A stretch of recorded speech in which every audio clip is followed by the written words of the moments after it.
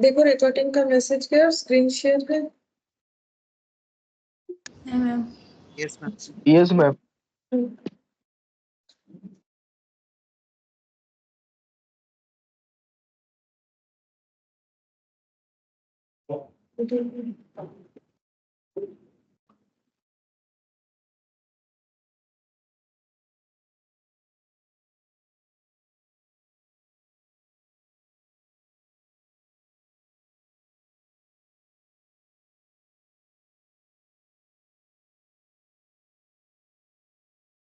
एक मिनट।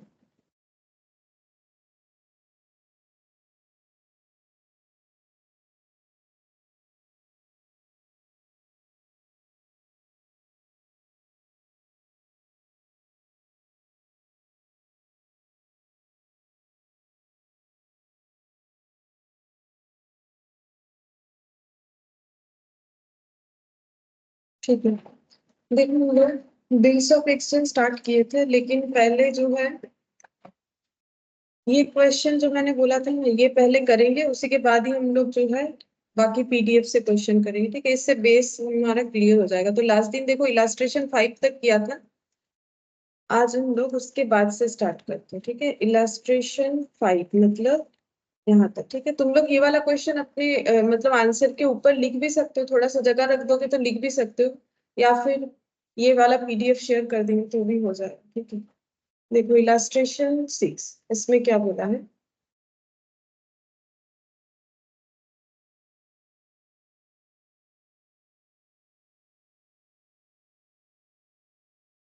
देखो बोला है, क्वेश्चन सेम ही है। ठीक है, जैसे लास्ट दिन कर रहे थे वही क्वेश्चन है। बोल रहा है A owed B 8,000, he gave a bill to the same on 1st August। ठीक है, तो एक दूसरे को उधार दिया है, तो बोलो किसने किसको उधार दिया है। ए ओड बी 8,000, बोलो किसने उधार दिया। हाँ, ए ने दिया है बी को। ठीक है, तो बिल कौन ड्रॉ करेगा। जिसको पैसा मिलने वाला है उसी को तो बिल ड्रॉ करना चाहिए, तो बिल कौन ड्रॉ करेगा, ए। ठीक है, तो ए के पास बिल्स रिसीवेबल होगा और बी के पास क्या होगा, बिल्स पेबल। ठीक है, he gave a bill for the same on 1st August payable after 4 months at the bank of India, जो कि पे करना है 4 months बाद। ठीक है, ये बिल कब पे करना है, after 4 months, bank of India Chandni Chowk Delhi, immediately after receiving the bill. ठीक है, मतलब वो बता है कौन से बैंक में पे करना है, ये बता रहा है। फिर बोल रहा है B endorse it to C in payment of his debt. अब बी के पास बी ने क्या किया है, बी ने एंडोर्स कर दिया है। ठीक है, बी ने एंडोर्स कर दिया है सी को for payment of his debt. अच्छा, तो बी ने ये वाले बिल को सी को एंडोर्स कर दिया है, सी ने डिस्काउंट करवाया है बिल को 12% पर एनम पे। The bill is made on due date, due date में जिसको बिल का पेमेंट करना था उसने किया है, मतलब ऑनर्ड हुआ है। Pass the necessary journal entries in the books of A B and C, A B and C के बुक्स में हमें एंट्री पास करके दिखाना है। ठीक है, तो चलो यहाँ पर करके देखते हैं कैसे होगा। पहले लिख लो इलास्ट्रेशन 6। ठीक है, ए बी सी। ठीक है, 3 अकाउंट होगा, ए बी और सी। अच्छा, तो बीच बीच में ये देखते भी रहते हैं, ये देख। तो ये एंटर करना चाह रहे हैं, मुझे आवाज नहीं आ रहा, पता नहीं चल रहा क्या सेटिंग चेंज हो गया। Good evening Shri. Good evening ma'am. कोई अगर मुझे व्हाट्सएप में लिखेगा कि मुझे एडमिट करो तो ही मुझे पता चलेगा, नहीं तो वेट करता रह जाए। मुझे आवाज नहीं आ रहा, पता नहीं क्या सेटिंग चेंज हो। ठीक है, फिर यहाँ पर बोलो बिल कौन ड्रॉ करेगा, ए। ठीक है, तो एंट्री क्या होगा, बोलो bills receivable account debit to क्या हो जाएगा, बी। अच्छा, कितना है 10,000। अच्छा, अगर इसके पास बी आर है तो बीपी किसके पास होगा, तो फिर एंट्री क्या होगा, A account debit to bills payable. ठीक है, 10,000। क्या इसमें सी पे कोई इंपैक्ट आ रहा है, ये अपने अंदर बिल स्टॉक करे, तो यहाँ अभी तो सी के लिए कोई एंट्री नहीं होने वाला। ठीक है, अच्छा अब ये डेट लिख देते हैं 1st August। ठीक है, 1st August को ये वाला हुआ था, 1st August को सी के बुक्स में कोई भी एंट्री नहीं होगा। अब ये क्या हुआ है, बी ने एंडोर्स कर दिया है इसको सी को। ठीक है, बी ने एंडोर्स कर दिया है, तो बी ने अगर एंडोर्स कर दिया है अच्छा नहीं, मैंने शायद थोड़ा गलत पढ़ लिया, या फिर देखो ए ओड बी 8,000, यहाँ पर ओड टू या फ्रॉम कुछ नहीं बोला है, लेकिन कैसे पता चलेगा कौन किसको उधार दिया है? बी ने बिल को इंडोर्स किया है, तो बोलो क्या इंडोर्स होता है, बिल्स रिसीवेबल की बिल्स पेबल? रिसीवेबल है ना, तो फिर इसका मतलब किसने उधार दिया होगा? बिल्स रिसीवेबल किसके पास होगा? सी के पास। ये क्योंकि क्वेश्चन में बोला नहीं ना ओड टू या ओड फ्रॉम, तो वो थोड़ा कंफ्यूजन लग रहा है कि किसने उधार दिया, मतलब उल्टा हो गया, थोड़ा काटना पड़ेगा तुम लोग को, हम तो मिटा के लिखते। हाँ, ऊपर ए बी को चेंज कर दो, वो सही रहेगा तुम लोग के लिए, तुम लोग ऊपर ए बी को चेंज कर दो। बी अकाउंट डेबिट टू क्या हो जाएगा? पीपी 8,000, और ये हो जाएगा हम लोग का bills receivable account debit to A 8,000। ठीक है, तो कैसे समझेंगे? कोई एंडोर्स अगर कर रहा है तो इसका मतलब क्या है? एंडोर्स अगर कर रहा है तो उसके पास आ, हाँ, गुड इवनिंग खुशी।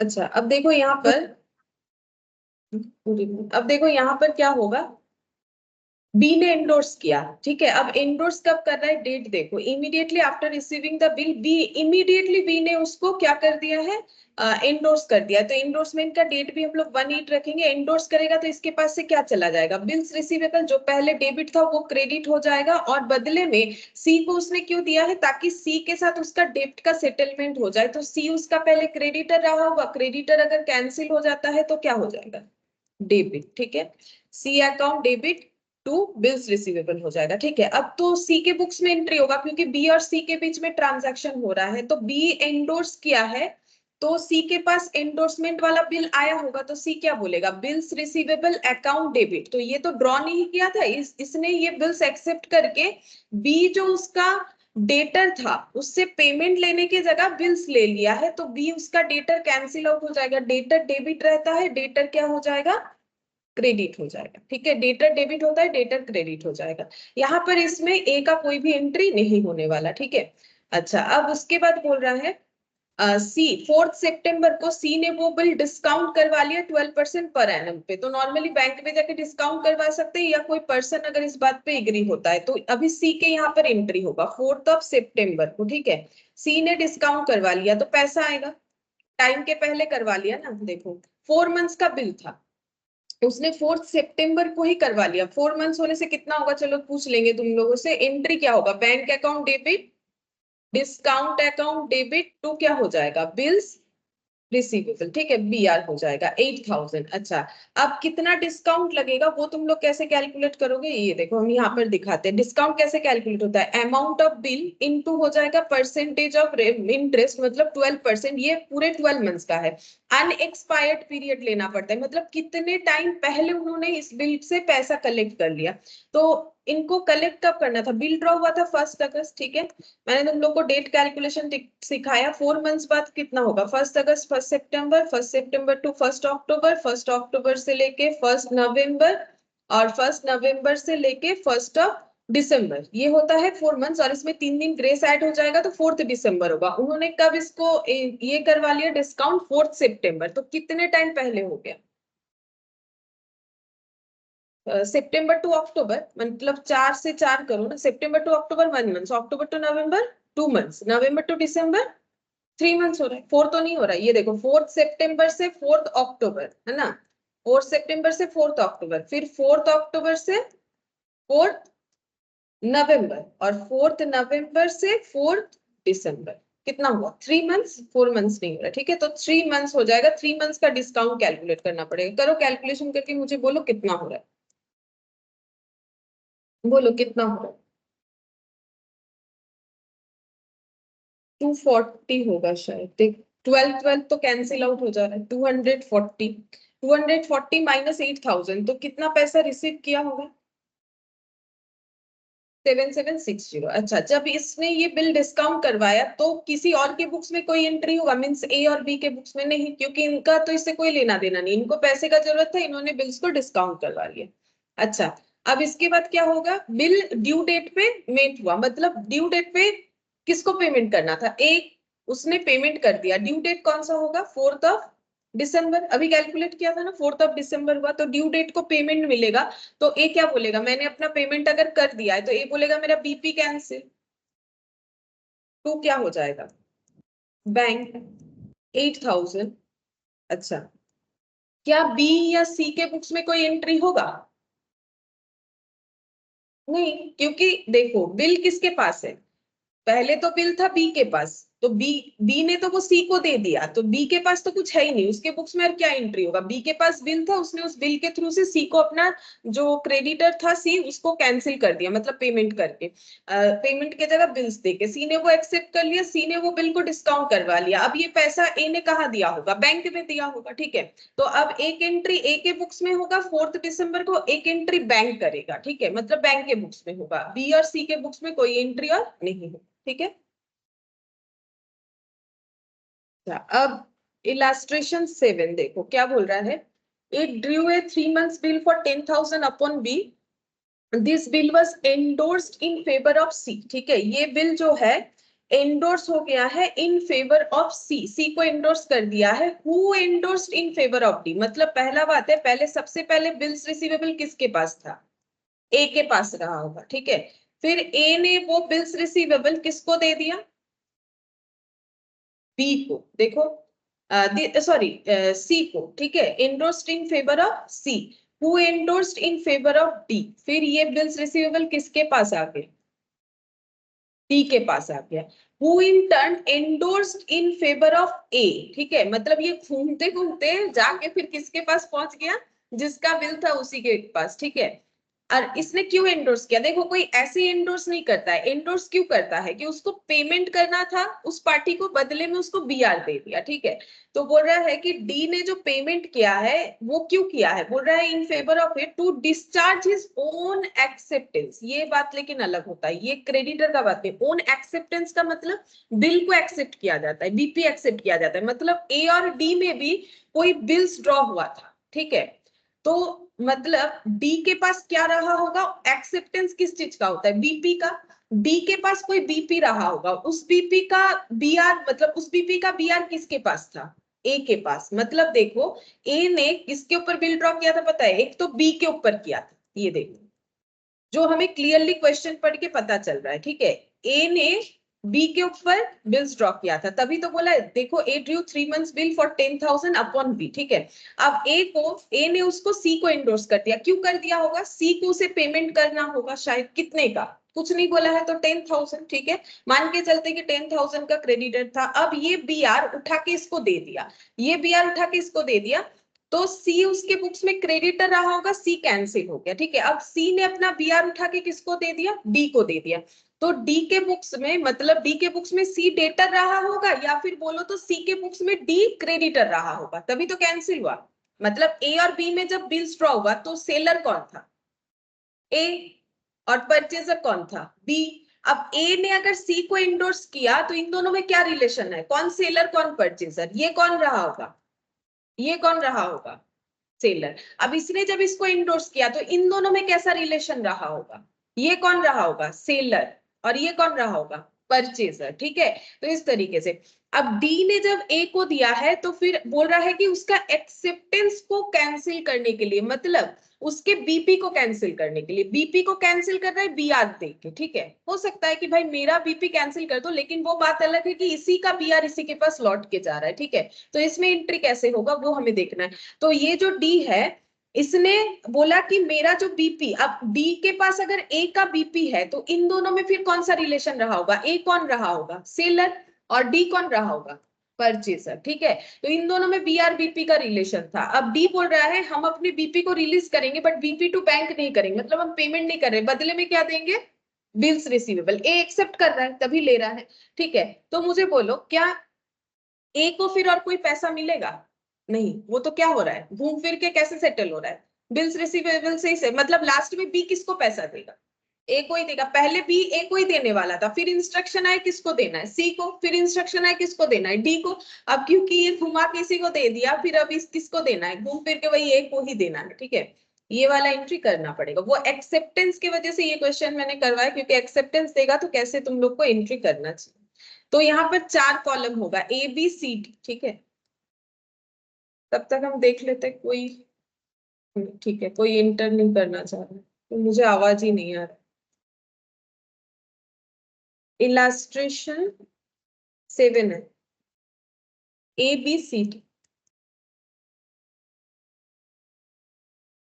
अच्छा देखो सबसे पहले बिल ड्रॉ करो। ए बिल ड्रॉ करेगा, डेट वेट कुछ नहीं है क्वेश्चन में, ठीक है। Bills receivable account debit to B, कितना होगा 10,000। और बी के केस में लिखना है A account debit to bills payable, ठीक है। जब इन दोनों में बिल्स रिसीवेबल और बिल्स पेबल का एंट्री हुआ तो क्या सी और डी के बुक्स में कोई एंट्री होगा? नहीं होगा। अच्छा सबसे पहले ए ने अपना बिल सी को एंडोर्स किया, यही पढ़ा अभी हम लोगों ने। तो ए अगर अपना बिल एंडोर्स करेगा तो उसके पास से बिल्स रिसीवेबल चला जाएगा, तो 2BR हो जाएगा, ठीक है। और जिसको दे रहे हैं उसको हम लोग क्या कर देंगे, डेबिट। और क्यों दे रहा होगा, इन दोनों में फिर सेलर और परचेजर का रिलेशन था कभी, तो सी अकाउंट डेबिट 10,000। तो अगर सी को दे रहा है तो सी भी अपने बुक्स में एंट्री करेगा, क्योंकि सी को अगर जा रहा है तो सी को एक्सेप्ट भी तो करना पड़ेगा। तो सी क्या एक्सेप्ट कर रहा है, बिल्स रिसीवेबल। बिल्स रिसीवेबल उसे मिल रहा है, टू क्या करेगा, टू ए, क्योंकि ए शायद उसका क्या रहा होगा, डेटर। वो ए से पैसा मिलने वाला था, अगर पैसा मिल जाता तो बैंक टू ए कर देता, उसके बदले क्या कर रहा है, BR टू ए, क्योंकि BR एक्सेप्ट कर रहा है, ठीक है। अच्छा अब यहाँ पर क्या डी के बुक्स में कोई एंट्री होगा, इस वजह से नहीं होगा, ठीक है। अब ये सी जो है, सी ने ये एंडोर्स करना है डी को, तो ए और बी के बुक्स में भी कोई एंट्री नहीं होगा, एंट्री सी और डी के बुक्स में होगा। तो सी अगर एंडोर्स कर रहा है तो उसके पास से क्या चला जाएगा, बिल्स रिसीवेबल कितने का, 10,000 का। और डेबिट वो किसको करेगा, डी को, ठीक है। डी को डेबिट कर देगा 10,000। तो डी को बिल्स रिसीवेबल का एंट्री कर लेना चाहिए। तो डी बोलेगा मेरे पास आ गया है bills receivable, bills receivable account debit करेंगे हम, और यहाँ पर टू कर देंगे, किसने दिया है मुझे, सी, 10,000, ठीक है। अच्छा अब फिर डी ने एंडोर्समेंट किया, ठीक है, किसको किया, ए को। तो अब एंट्री किस में होगा, डी और ए में होगा, बी और सी में और कोई एंट्री अभी नहीं होगा, ठीक है। तो अगर डी एंडोर्स कर रहा है तो डी यहाँ पर क्या लिखेगा, टू बिल्स रिसीवेबल।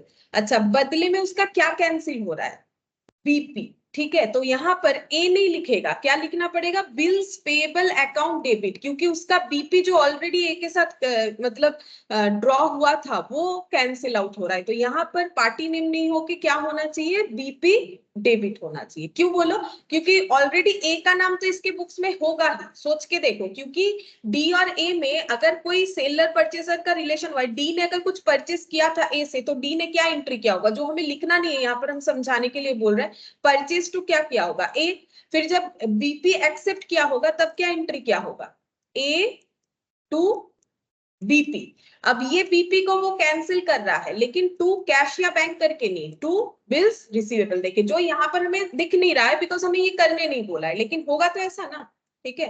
तो यहाँ पर जब तुम लोग ये कैंसिल आउट करोगे, मतलब इसका एंडोर्समेंट होगा, तब कुछ ऐसा होगा। तो फिर ए क्या एंट्री करेगा, ए बोलेगा मेरे पास क्या आ रहा है, मेरे पास बिल्स आ रहा है, ठीक है। तो लिखो यहाँ पर बिल्स रिसीवेबल अकाउंट डेबिट, कितना 10,000, ठीक है।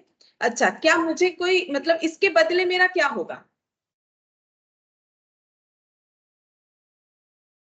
इसके बदले क्या होगा बोलो, BR। ये कौन सा आ रहा है, ये ए के लिए कौन सा BR है, न्याय, मतलब न्यू ही मानेंगे, ठीक है, नया माना जाएगा कि ये मेरे पास कौन सा, क्योंकि ये ऑब्वियसली BR जो है वो ए ने ड्रॉ किया था, लेकिन डी के पास से आ रहा है, ठीक है। तो फिर ये हो गया bills receivable to, cancel out इनका क्या होगा, बोल सकते हैं इनके बुक्स में क्या पड़ा हुआ है, इनका क्या कैंसिल आउट होगा, वो BR कैंसिल आउट होगा जो उसने डी के ऊपर ड्रॉ किया था, ठीक है। तो यहाँ पर क्या लिखना पड़ेगा, टू बिल्स रिसीवेबल है, बोल सी। देखो ये जो है, देखो ओल्ड और न्यू नहीं भी लिखोगे तो चलेगा, एक BR से दूसरा BR कैंसिल हो रहा है, ठीक है। कौन से ये BR जो एक्सेप्ट कर रहा है वो कौन सा वाला है, बी के ऊपर जो ड्रॉ हुआ था वही तो उसको डी दे रहा है। जब उसके पास ये बिल्स रिसीवेबल आएगा वो पढ़ के देखेगा कि पेमेंट करने वाला पार्टी कौन, बी, ठीक है। और उसके बदले वो डी के ऊपर जो बिल्स ड्रॉ किया था उसको कैंसिल आउट कर रहा है, क्योंकि डी क्या बोल रहा है, मेरे बीपी को हम ये बीआर से कैंसिल करना चाहते हैं, क्या आप ये बीआर एक्सेप्ट करोगे? तो ए ने बोला ठीक है कर लेंगे। तो ये जो बीआर है इस पे किसका नाम लिखा हुआ है, मतलब ये बीआर किस पे ड्रॉ हुआ था, यहाँ पर ड्रॉई कौन है, यहाँ पर ड्रॉई है बी और ड्रॉयर कौन है, ए। यहाँ पर ड्रॉयर कौन है, अगेन ए है, लेकिन ड्रॉई कौन था इसमें, टी, टी, ठीक है। ये इस तरीके से कैंसिल हुआ, मतलब इसके पेमेंट से इसके पेमेंट को मैच कर दिया गया, मतलब ये जो पेमेंट मिलने वाला था, मतलब अब होगा क्या, देखो बी जो है वो पेमेंट किसको कर देगा, ए को कर देगा, और इससे क्या होगा, देखो डी से पैसा लेने के बदले इसने क्या ले लिया, बिल्स रिसीवेबल, कुछ ना कुछ तो लिया है, कितने का, 10,000 वैल्यूएशन का, जैसे चेक ले सकते हैं वैसे क्या ले लिया, बिल्स रिसीवेबल, तो वो कैंसिल। अब जैसे ही बी इसको पेमेंट करेगा इसका ये वाला भी सेटल हो जाएगा, क्योंकि ये इसने इससे लिया, क्योंकि इसका तो ओनरशिप था नहीं बी वाले पे, क्योंकि इसने तो इंडोर्स कर दिया था सी को ना, सोच के देखो, ये इसका था कब, ये तो था नहीं, इसीलिए तो इसमें मैंने ब्रैकेट में न्यू लिखवाया था, इस बिल्स रिसीवेबल में इसका और कोई राइट्स नहीं था, अगर हम खुद ही मेरा बिल्स किसी को इंडोर्स करते हैं वो चीज मेरा हुआ, मैंने तो खुद ही इसको दे दिया ना, मैंने खुद ही मेरा बीआर इसको दे दिया, तो अब इस बीआर का ओनर कौन हो जाएगा, सी। अब सी ने जब डी को दिया उसका ओनर कौन हो गया, डी, तो डी ने अपना बिल्स इसको दिया, हाँ भले ही वो ट्रांजैक्शन इन दोनों में हुआ था, लेकिन ए थोड़ी ना बोलेगा कि ये तो मेरा ही है, ठीक है, मतलब वो देख के वो पढ़ के समझ जाएगा कि वो वही वाला बीआर घूम के आया है, लेकिन जब वो अपना चीज किसी और को दे देता है तो फिर उसके ओनरशिप में थोड़ी ना होगा, वो तो उसका चीज हुआ ही नहीं, ठीक है, इसलिए इस तरीके से। तो यहाँ पर देखोगे ड्रॉयर लिखा हुआ है, जब डॉक्यूमेंट पढ़ोगे ए, यहाँ भी डॉक्यूमेंट पढ़ोगे ड्रॉयर ए ही था, लेकिन ड्रॉई कौन निकला यहाँ पर बी, और यहाँ पर ड्रॉई कौन है जिसके साथ सेटलमेंट हुआ, वो हो जाएगा डी, ठीक है। तो ओन एक्सेप्टेंस के केस में इस तरीके से सेटल डाउन हो। अच्छा चलो इसके बाद ये वाला देखो, यहाँ पर बोला है कि ए drew 3 months bill for 10,000 upon B. This bill was endorsed in favor of C, who endorsed in favor of D, who in turn endorsed in favor of B to discharge his own acceptance. ठीक है, फिर से वैसा ही एक दिया है मैंने, तो देखो करके देखो हो रहा है कि देखो सब वेट कर रहे हैं। Good evening Shubhankar, good evening Mansi, good evening ma'am. मुझे आवाज नहीं आ रहा है एक्चुअली, जो तुम लोग एंटर करते हो आवाज आता है ना तो नहीं आ रहा है, इसलिए मुझे समझ में नहीं आ रहा है कि कौन एंटर करना चाह रहा है। अच्छा अब देखो यहाँ पर बोलो कितने सारे मतलब हेडिंग हो गए, ए बी सी और डी, ठीक है। अच्छा देखो बोल रहा है कि ए ने ड्रॉ किया है, तो पहले लिखो ए ने ड्रॉ करने से क्या एंट्री होगा, बिल्स रिसीवेबल टू बी, क्योंकि बी पे ड्रॉ हुआ है, पहला क्वेश्चन तो सेम ही है, ठीक है, पहला पॉइंट ए बी पे ड्रॉ करता है हर बार,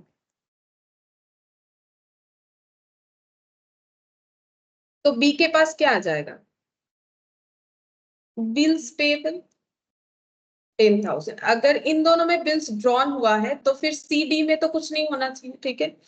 अच्छा अब नेक्स्ट देखो, the bill was endorsed in favour of C, पहले सी को एंडोर्स करते हैं, तो कौन एंडोर्स कर सकता है, जिसके पास बी आर रहेगा, तो सी क्या ए क्या लिखेगा, C account debit to bills receivable.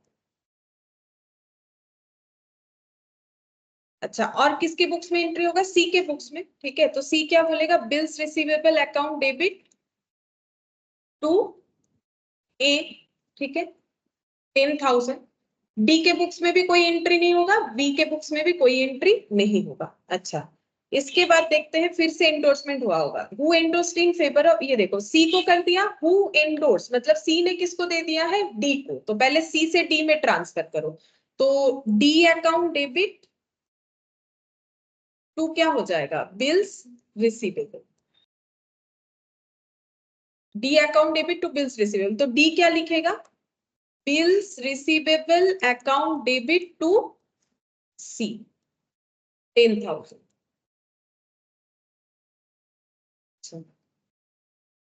तो यहाँ डी तक एंडोर्समेंट हो गया, तो पहले हो गया D, who in turn endorsed in favour of B, लेकिन क्यों किया है, to discharge his own acceptance, मतलब डी ने किसको दिया, पहले ये समझो डी ने किसको दिया, बी को, ताकि उसका ओन एक्सेप्टेंस यानी उसका बीपी जो कभी बी ने उस पर ड्रॉ किया था वो कैंसिल हो जाए। इसका मतलब वही, अभी तो थोड़ी देर पहले हम लोगों ने ऐसा सेम क्वेश्चन किया ना, डिस्चार्ज क्या करने के लिए, यानी बोला डिस्चार्ज इज डेब्ट, मतलब उतना पैसा, तब तो सिर्फ डेटर क्रेडिटर, क्रेडिटर नहीं रहा था, क्या हो गया था, बीपीबीआर का रिलेशन हो गया था। जब बीपीबीआर बन जाता है तो मतलब अकाउंट से डेटर क्रेडिटर तो हट जाएगा ना, जो लास्ट दिन मैंने तुम लोग को समझाया कि अगर हम किसी को, मान लो कि कोई डेटर को मैंने सेल कर दिया और वो अगर मेरे से बिल्स रिसीवेबल ड्रॉ करने के लिए बोल रहा है, तो क्या मेरे बुक्स में डेटर अपीयर करेगा? नहीं करेगा, एक ही वैल्यू पे दो चीज नहीं दिखा सकते ना। तो यहाँ पर इसीलिए क्लियरली लिख दिया है कि बी ने जो एंडोर्स किया है इससे उसका क्रेडिटर कैंसिल नहीं होगा। अगर क्रेडिटर होता तो to discharge his own acceptance की जगह लिखा हुआ रहता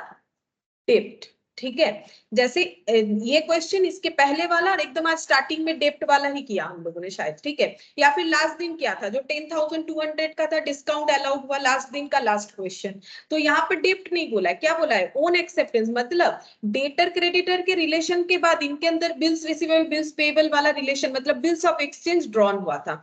तो वही बोल रहा है कि देखो डी ने एंडोर्स किया है बी को ताकि वो अपना ओन एक्सेप्टेंस डिस्चार्ज कर सके, तो इसके लिए एंट्री क्या होगा वो सोचो। तो किसके बुक्स में एंट्री होगा, पहला बात है डी और बी के बुक्स में, ठीक है। तो डी के पास क्या है, बिल्स रिसीवेबल है, वो डिस्चार्ज कर रहा है, तो मुझे बोलो डी क्या लिखेगा, टू बिल्स रिसीवेबल, ये तो लिखेगा ना, ये पक्का है, इसमें तो कोई मतलब कोई भी प्रॉब्लम नहीं होना चाहिए, क्योंकि देखो चाहे वो डेब्ट को रिलीज करे चाहे वो अपना बीपी को रिलीज करे, बीआर तो उसको क्रेडिट करना ही है, और बीआर को देने के बाद उसका क्या डिस्चार्ज होगा, ओन एक्सेप्टेंस यानी बीपी। तो यहाँ पर डेबिट क्या करेंगे, बीपी, ठीक है। यहाँ पर नाम नहीं लिखना होता है क्योंकि नाम है ही नहीं उसके बुक्स में, क्योंकि उसका क्रेडिटर जो है बीपी में ट्रांसफर हो गया था। तो ये हो गया। अच्छा, अब ये एंडोर्स किसको किया था, एंडोर्स किसको किया था, बी को। तो अब नेक्स्ट हमारे यहाँ पर कौन से बुक्स में एंट्री हो जाएगा, बी के बुक्स में। तो बी क्या बोलेगा, बी एंट्री क्या करेगा बोलो, थोड़ा सोच के बोलो, इसके पास आ क्या रहा है, बी आर आ रहा है, ठीक है। लेकिन ये अपना बी आर, ये देखो इसके पास ऑब्वियसली बिल्स रिसीवेबल आ रहा है, लेकिन उस बिल्स रिसीवेबल के थ्रू से वो क्या करेगा, इस बिल्स रिसीवेबल को सेटल डाउन करेगा, ठीक है। अच्छा, तो यहाँ पर एंट्री हम लोग का देखो, एंट्री ऐसे होगा, to discharge his own acceptance, एक मिनट, यहाँ पर बोला in favour of D, favour of C, who endorsed in favour of D, who in turn endorsed in favour of B. अच्छा, ये किया किसने, मैंने ठीक लिखा, this bill was endorsed in favour of C, who endorsed in favour of D, मतलब C से D में गया, डी ने बी को दिया। हाँ ठीक ही लिखा है ना, हम लोगों ने डी में ही लिखा है, तो बीपी टू बी आर लिखा है अभी जो मैंने तुम लोग को लिखवाया, last entry BP to B R, BP to B R. अच्छा, डिस्चार्ज हिज ओन एक्सेप्टेंस, अच्छा बी को दिया है to discharge his own acceptance, to discharge his own acceptance, किसका एक्सेप्टेंस है बोलो, यहाँ पर इसी लैंग्वेज में दिया हुआ है, D who in turn endorsed in favour of B, B को दिया है who to discharge his own acceptance, तो किसका एक्सेप्टेंस था, डी का था ना, है ना। देखो यहाँ पर थोड़ा लैंग्वेज घुमा के दिया है, in favour of D, who in turn endorsed in favour of B, B को एंडोर्स किया है to discharge his own, his मतलब यहाँ पर कौन हो गया, फिर डी हो रहा है, ठीक है, हिज मतलब डी हो गया, तो डी का एक्सेप्टेंस अगर कैंसिल होगा, डी का अगर एक्सेप्टेंस कैंसिल होगा, हाँ वही तो किया है मैंने, डी का अगर एक्सेप्टेंस कैंसिल होगा तो बीपी टू बी आर होगा। अच्छा, तो फिर बी क्या एंट्री करेगा, बी एंट्री करेगा बिल्स रिसीवेबल, उसके पास बिल्स रिसीवेबल आएगा, टू क्या होगा बोलो, अगर बी आर डेबिट होगा तो टू क्या लिखना पड़ेगा, टू बी आर ही होगा ना, इसी के तरह ही होगा, हाँ सेम ही होगा, ठीक है ठीक है, B R to B R होगा, ठीक है, बी आर से बी आर जो है ये सेटल डाउन हो 10,000,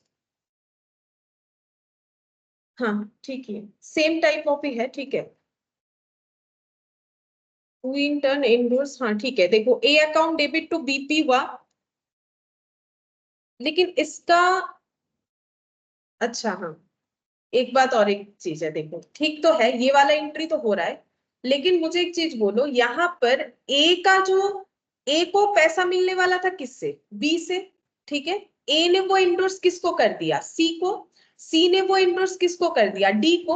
अब डी ने जो बिल दिया, मुझे एक चीज बोलो, डी ने जो बिल इसको दिया, ठीक है, उसमें किसका नाम लिखा हुआ है पेमेंट के लिए, बोल सकते, हाँ सही बोल रहे हो, बोलो, बी का ही तो नाम लिखा हुआ है, मतलब नहीं समझ में आया, देखो यहाँ पर है थोड़ा सा अलग है क्वेश्चन, ठीक है, वही मुझे लग रहा था, ध्यान में नहीं आ रहा था। देखो जब ए ने बिल्स ड्रॉ किया, वो जब सी को दिया, तो सी के बिल में ड्रॉयर कौन है बोलो तो, ए, ठीक है, और यहाँ पर ड्रॉई से तो मतलब ड्रॉयर ए है, और पेयर कौन है, बी है, ठीक है। अच्छा, अब ये सी ने जब डी को दे दिया, उसमें ड्रॉयर कौन दिख रहा है, ड्रॉयर ए दिख रहा है, और पेयर फिर से कौन दिख रहा है, बी दिख रहा है। अब वही बिल अगर बी के पास आ जाएगा, तो बी को क्या दिख रहा है कि पेयर तो हम खुद है, ठीक है, मुझे ये पेमेंट करना था, लेकिन वो मेरे पास ही घूम के आ गया। और क्यों आया, क्योंकि डी ने अपना लाइबिलिटी मेरे साथ वो बिल को देके सेटल डाउन किया। तो ये 2BR तो ठीक है, ये तो ठीक लिखा है हम लोगों ने, 2 बिल्स रिसीवेबल, पुराना वाला बिल कैंसिल हो जाएगा, लेकिन यहाँ BR की जगह क्या होना चाहिए, इसके पास तो BR है नहीं, इसका क्या कैंसिल हो रहा है, BP, तो ये BR नहीं होके क्या होगा, BP होगा। हम और एक बार बता देते हैं, देखो यहाँ पर क्या हुआ, ये B के पास क्या आ गया, बी के पास एक बिल्स रिसीवेबल आया, तो तुम लोग बोलोगे हम बिल्स रिसीवेबल अकाउंट डेबिट कर लेंगे, 2BR कर लेंगे, ये हम लोग कर सकते हैं, लेकिन हमें और एक एंट्री करना पड़ेगा। क्या एंट्री करना पड़ेगा, इससे अच्छा हम लोग नेट एंट्री कर सकते हैं, हमें ऐसे लिखना पड़ेगा BP अकाउंट डेबिट, ठीक है, BP अकाउंट डेबिट टू क्या हो जाएगा यहाँ पर, बिल्स रिसीवेबल। मतलब बी और डी में देखो, डी अपना ओन एक्सेप्टेंस कैंसिल कर रहा है, डी कौन सा अपना BP कैंसिल कर रहा है, जिस बिल्स में बी कौन है, ड्रॉयर है, ठीक है, और जिस बिल्स में डी कौन है, पेयर है या फिर ड्रॉई है, ठीक है। अब डी बोल रहा है मेरे साथ बी का जो bills receivable, bills of exchange draw हुआ था, वो हम कैंसिल करना चाहते हैं, कैसे, डी बी को बोल रहा है मेरा एक बिल्स रिसीवेबल है, वो ले लो, उसके साथ कैंसिल कर लो, ठीक है। तो बी देख रहा है तो अच्छा ही हुआ, मेरा बीपी तो खुद ब खुद कैंसिल हो जाएगा, अगर ये एक्सेप्ट कर लेंगे, पेयर तो हम खुद ही है, तो हम खुद खुद को थोड़ी ना पे करेंगे, तो मेरा अच्छा हुआ, मुझे पे करना था पहले किसको, ए को, फिर मुझे बोला गया पे कर दो सी को, अब मुझे बोला गया पे कर दो डी को, लेकिन मुझे खुद ही तो डी से 10,000 मिलेगा, सोच के देखो, बी को क्या करना था, कभी ए को 10,000 पे करना था कुछ टाइम बाद, अब ए ने बोला मुझे मत देना, सी को दे देना तो ही हो जाएगा, ठीक है। अब कुछ दिन बाद बोल रहे डी को दे देना, लेकिन बी को तो डी से ही 10,000 मिलने वाला था, तो बोलो क्या बी और डी को पेमेंट करेगा, नहीं करेगा ना। बी क्यों पेमेंट करेगा, बी को तो पता है डी से, अब जब बी को ऐसा पता चला कि मुझे लास्ट पेमेंट डी को करना है, तो वो तो बोलेगा भाई मुझे तो तुमसे 10,000 मिलने वाला है, तुमको क्यों 10,000 दे, तो सेटल डाउन कर लो, ठीक है, लेकिन मुझे मेरे बिल्स के अगेंस्ट में तो पेमेंट करना ही था। तो डी बोल रहा है ठीक है, आप इस बिल्स में मुझे 10,000 मत दो, क्योंकि आपका नाम लिखा आपको देना था, लेकिन मुझे ही तो आपको 10,000 देना है, तो हम लोग क्यों ना अपने अंदर सेटल डाउन कर ले। समझ में आया, ठीक है। तो यहाँ पर ये जो BR है ये गलत हो जाएगा, इसकी जगह हमें क्या लिखना पड़ेगा, ये इसका BP कैंसिल करना पड़ेगा, इसका BP कैंसिल हो रहा है थ्रू बिल्स रिसीवेबल, ठीक है, और इसका ओल्ड बिल्स रिसीवेबल कैंसिल हो जाएगा, ठीक है, क्योंकि इसके पास कौन सा बिल्स रिसीवेबल कैंसिल हो रहा है, जो उसने डी के ऊपर ड्रॉ किया था वो कैंसिल हो गया, और बदले में जो BP ए ने उसके ऊपर ड्रॉ किया था वो कैंसिल आउट हुआ। समझ में आया डिफरेंस यहाँ पर, लेकिन वो इसमें और इसमें थोड़ा सा अलग है, क्योंकि वो यहाँ पर क्या हुआ था, जिसके पास घूम के आ रहा था वो ड्रॉयर था, ठीक है। डिफरेंस क्या हुआ दोनों क्वेश्चन में, लास्ट में जो सर्कुलेट होके ए के पास आया, ए इस केस में क्या था, प्रीवियस वाले क्वेश्चन में ड्रॉयर था, लेकिन अब जो सर्कुलेट होके आया वो किसके पास आया, ड्रॉई के पास, ठीक है।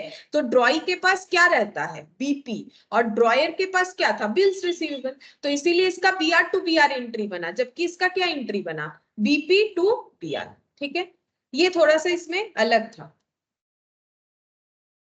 अच्छा, अब नाइन्थ वाला देखो, इसमें अलग अलग केस दिया हुआ है, ठीक है। नाइन्थ वाले में क्या बोल, अच्छा नाइन्थ वाले के पहले हम लोग डिसऑनर वाला केस एक बार देख लेते हैं, ऑनर्ड वाला पोर्शन कंप्लीट हो गया, छोटे छोटे क्वेश्चन है। अगर डिसऑनर ऑफ बिल होता है तो कैसे होगा, तो थोड़ा सा लिख लो, डिसऑनर्ड ऑफ ए बिल।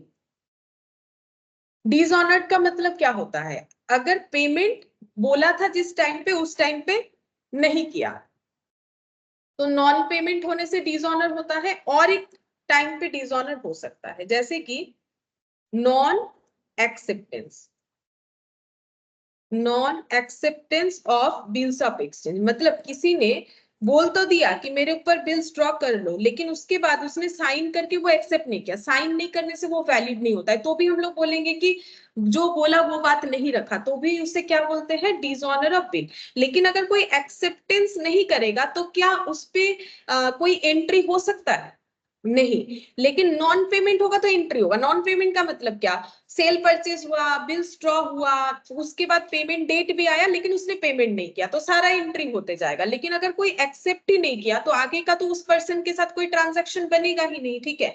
और अगर ऐसा होता है तो फिर अब जो सेलर है उसको सोचना है कि भाई उसे प्रोडक्ट बेचना है या नहीं बेचना है, ठीक है। अच्छा, एक मिनट देख लेते, ये देखो।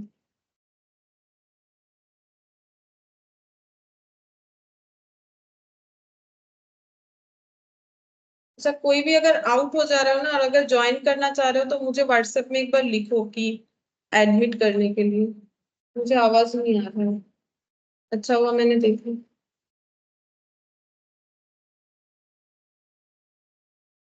एडमिट नहीं हो रहा है।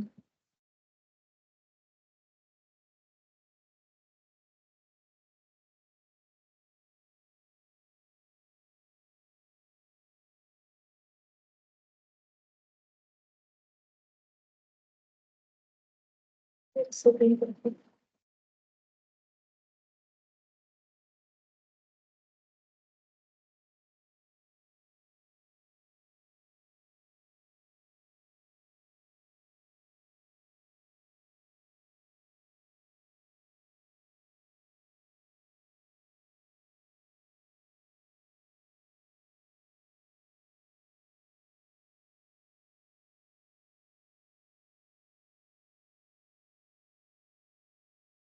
समझे नहीं है।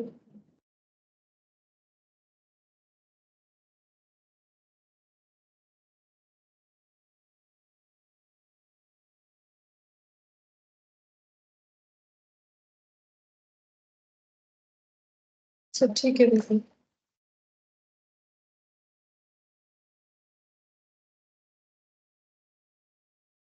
यहाँ पर एक नोट लिखो इसके बाद। अच्छा, यहाँ पर एरो देख के ही लिख दो, हो जाएगा। यहाँ पर लिखो कि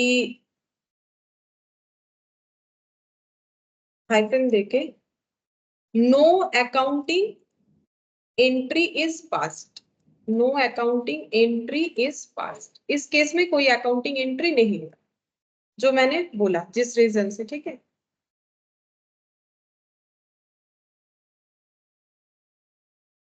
कि अगर कोई एक्सेप्ट ही नहीं करेगा तो अकाउंटिंग एंट्री तो आगे कुछ होने वाला नहीं है, ठीक है।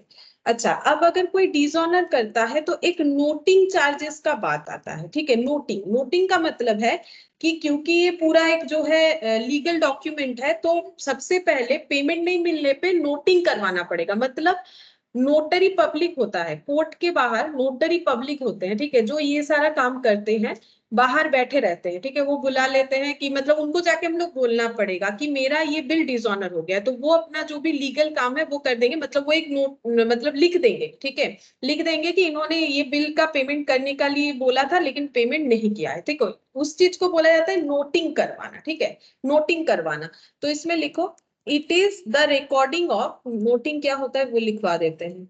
It is the recording of the fact, मतलब लिख दिया जाएगा, ठीक है, of dishonour.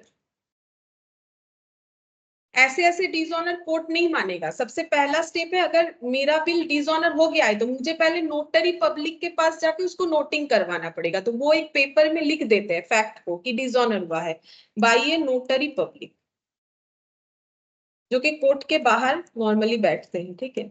Such noting must B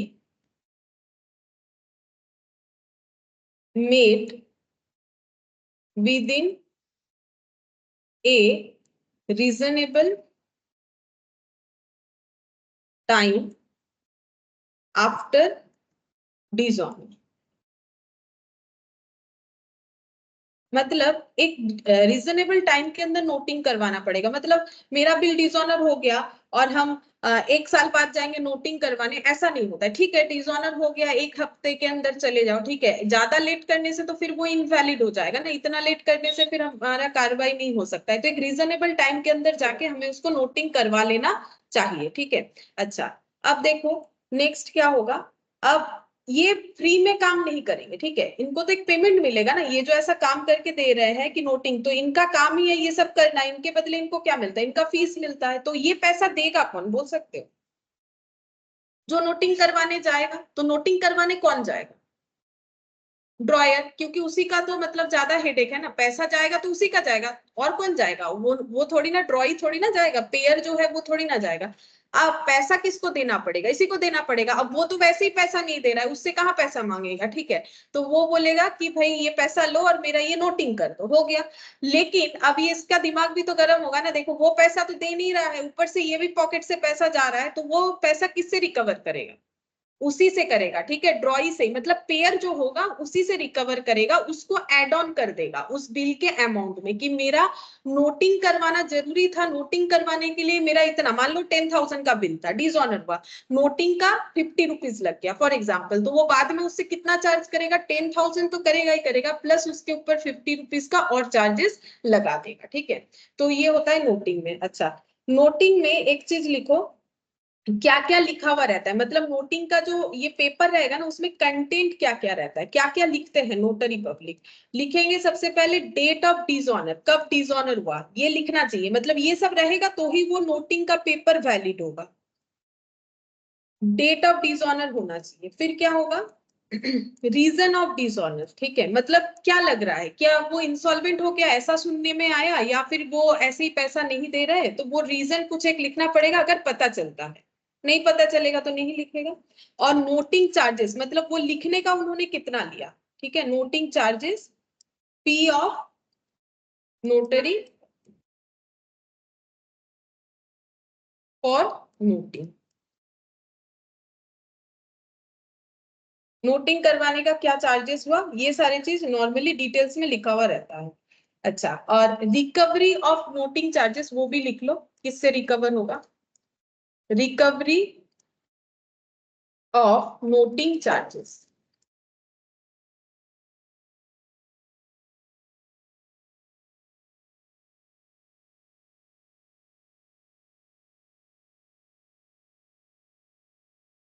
Ed कर दीजिए। ये तो अजीब हो रहा है, मुझे कुछ सुना ही नहीं दे रहा है। The amount of noting charges, the amount of noting charges first paid by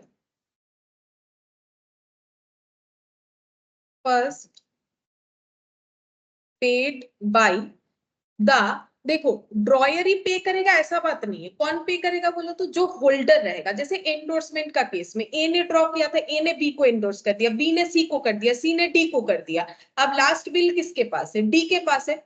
तो डिसऑनर होगा तो किसको जाना पड़ेगा?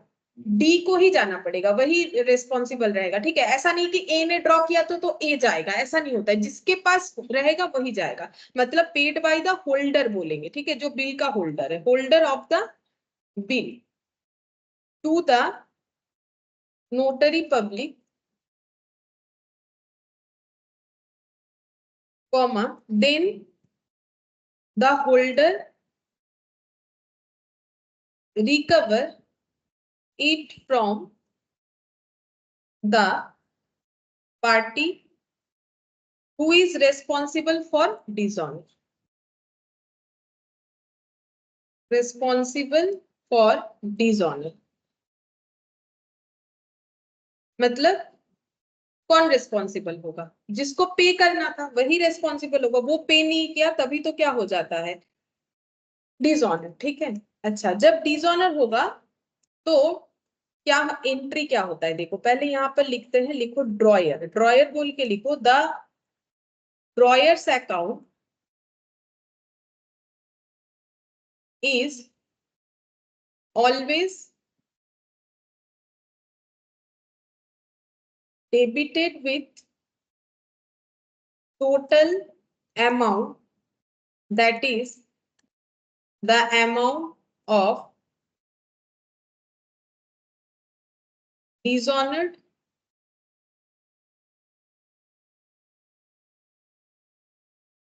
Dishonoured bill plus amount of noting, ठीक है, प्लस अमाउंट ऑफ नोटिंग। ये क्वेश्चन करोगे तो समझ जाओगे कि ड्रॉयर्स का अकाउंट कैसे डेबिट होगा, ठीक है। फिर लिखो ड्रॉई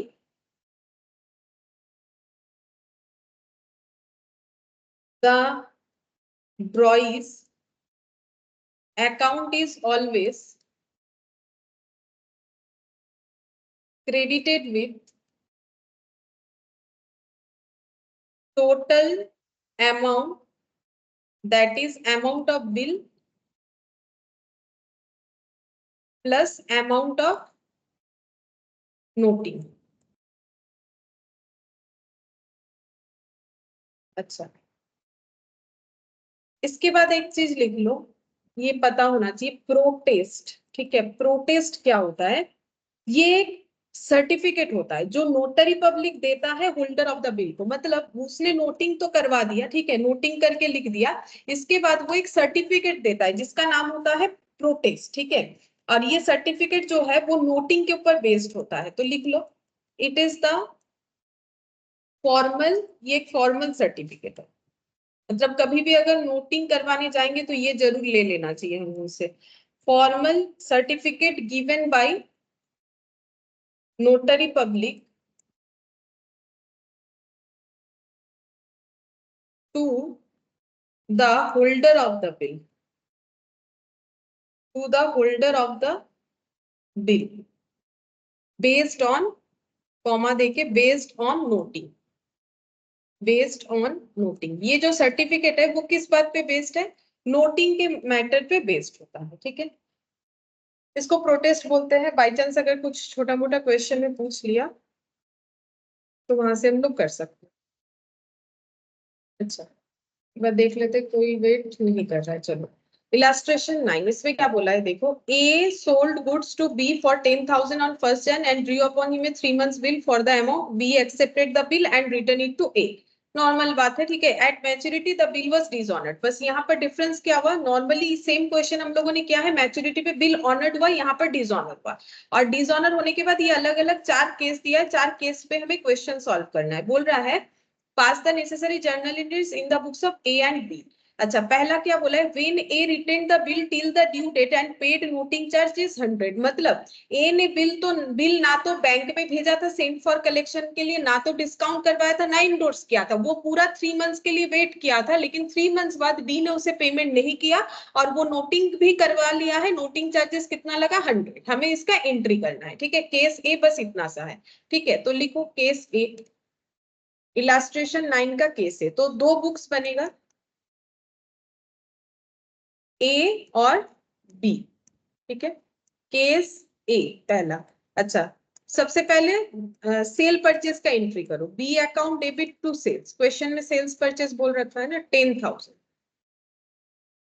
सेम ही है, करते जाओ बिल्स ड्रॉ तक। फिर purchase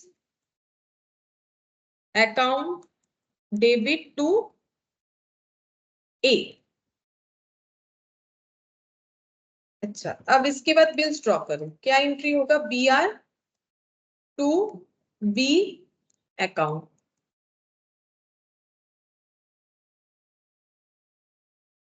a account debit to B. अच्छा, अब बिल जो है ए ने अपने पास ही रखा था till the date of maturity, मतलब पैसा किस दिन मिलने वाला था, 4th of April को। देखो ये डेट हम लोग लास्ट वीक कैलकुलेशन किए थे ना, इसलिए मैंने डायरेक्टली लिख दिया, तुम लोग देख सकते हो 3 months मतलब 4th April ही आएगा। अच्छा, अगर पेमेंट मिल जाता तो क्या एंट्री होता, बोल, अगर ऑनर्ड हो जाता तो क्या एंट्री होता? हाँ, bank account debit to B R, ठीक है। लेकिन बैंक अकाउंट डेबिट तो कर नहीं सकते, ये तो पैसा नहीं दिया, ठीक है।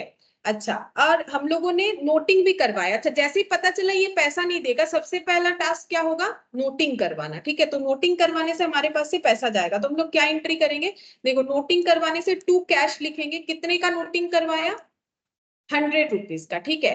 क्या वो पुराना बिल्स रिसीवेबल वैलिड है? अगर डेट चला गया, सोच के देखो, लीगल डॉक्यूमेंट है, इसका डेट वैलिड कब तक था, तभी तो नोटिंग करवाना जरूरी है, 4 तारीख तक वैलिड था। अब 4 तारीख को पेमेंट नहीं हुआ तो वो कागज तो किसी काम का रहा नहीं, तो इसके पास से जो बिल्स रिसीवेबल है वो ये हटा देगा, क्योंकि इसका कोई और मतलब जो है प्रायोरिटी इसका नहीं रहा, ठीक है। तो to cash to bills receivable, तो डेबिट किसको करें? लेकिन क्या हम लोग बी को बोलेंगे पैसा नहीं देना पड़ेगा? बी को तो बोलेंगे पैसा देना पड़ेगा, तो डेबिट किसको करेंगे? बी को। बी से फिर से पैसा मांगेंगे, लेकिन कितना मांगेंगे? 10,100, ठीक है, 10,100 बी से हमें पैसा मांगना पड़ेगा। तो देखो क्या एंट्री हुआ था, पहले बी टू सेल्स, फिर बी आर टू बी हुआ था, ठीक है। तो बी भी मेरे अकाउंट से कैंसिल हो गया था, मेरा एंट्री बचा क्या था? बिल्स रिसीवेबल टू सेल्स, कि मुझे सेल करके जो 10,000 मिलने वाला है वो बिल्स के थ्रू से मिलने वाला है। अब मेरा क्या हुआ, वो पैसा मुझे मिला नहीं, लेकिन मेरा बिल्स इनवैलिड हो गया क्योंकि उसका डेट चला गया, तो मुझे नोटिंग करवाना पड़ा रूल्स के अकॉर्डिंग, तो 100 रुपीज का एक्सपेंस हो गया। तो फिर से मुझे बी को क्या बनाना पड़ा? डेटर। डेटर मतलब जिससे पैसा मिलने वाला है, कितने का? 10,100, ठीक है। तो बी क्या एंट्री करेगा बोलो? बी का भी सेम तरीके से वो बीपी इनवैलिड हो जाता है, ठीक है, 4 तारीख को, तो उसका बीपी को वो क्या लिखेगा बोलो? बीपी डेबिट करेगा, ठीक है, बीपी को तो वो कैंसिल कर देगा। कितने का बीपी था? 10,000 का, तो 10,000 का ही कैंसिल होगा।